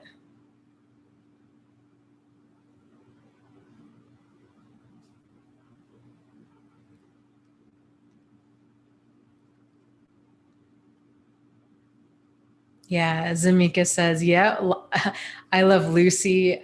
I like the old ones. Yeah, I was just gonna say the Golden Girls. That show is so cute. I love that show. Yeah, Postmodern says also a group related to my career. And my research, yeah, says, Kevin, you can try emotionally heavy movies if you want to cry. Yeah, doing this, picking a movie based on the emotion can be very helpful. So if a person's feeling really numb and they're like, I really feel like I want to cry, but I feel numb. Picking a movie, I'm a big fan of the movie Beaches or, Old Yeller, or like some sort of movie that Bambi is going to be a tearjerker, can really help to get those tears flowing. And then once they do, just ride that wave and just cry and cry and cry and cry and cry. It could just feel so good.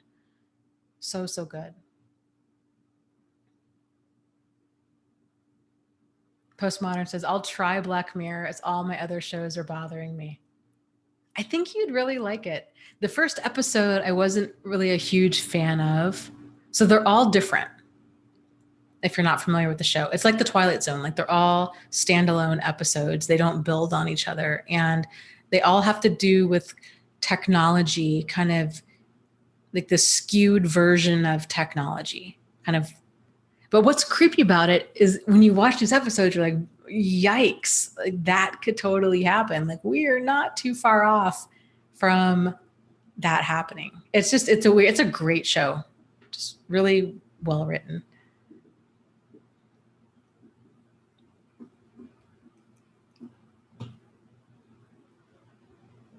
Yeah, Heather says, I've had a lot of success too with Reiki energy healing.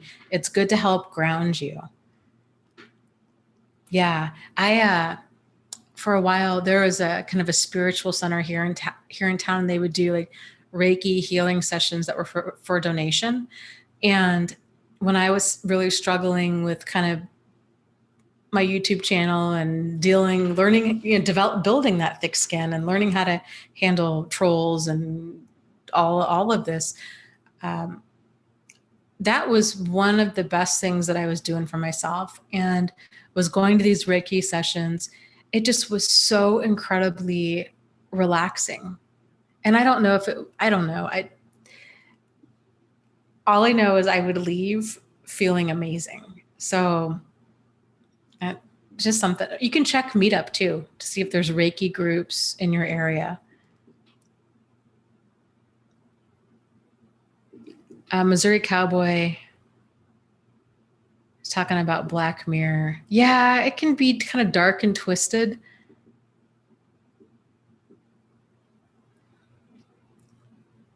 I don't know. I guess for me, I didn't find it that triggering. I'm sure other people, everybody's different, but for me, it was just more of a kind of a like dystopian environment.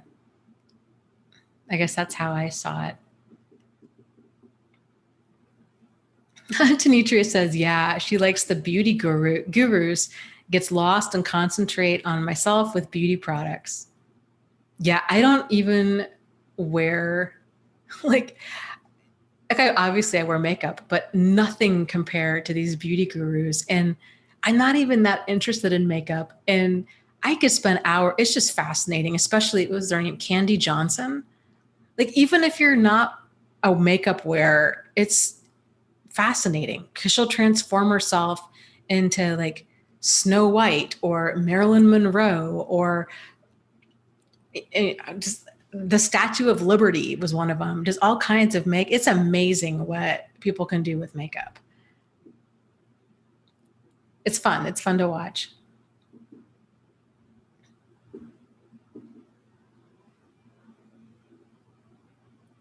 So, okay. Oh gosh, we are way over. Yeah.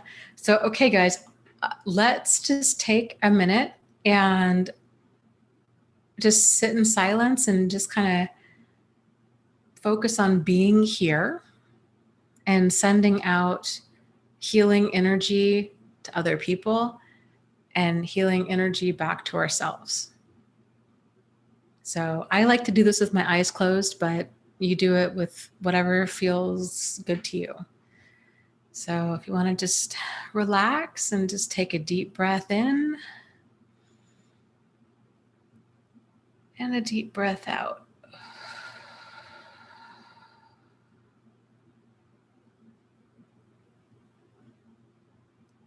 And another deep breath in.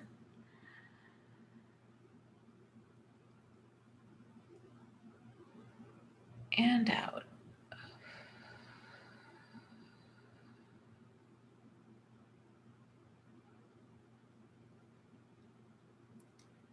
Just imagine sending healing, caring, compassionate, loving energy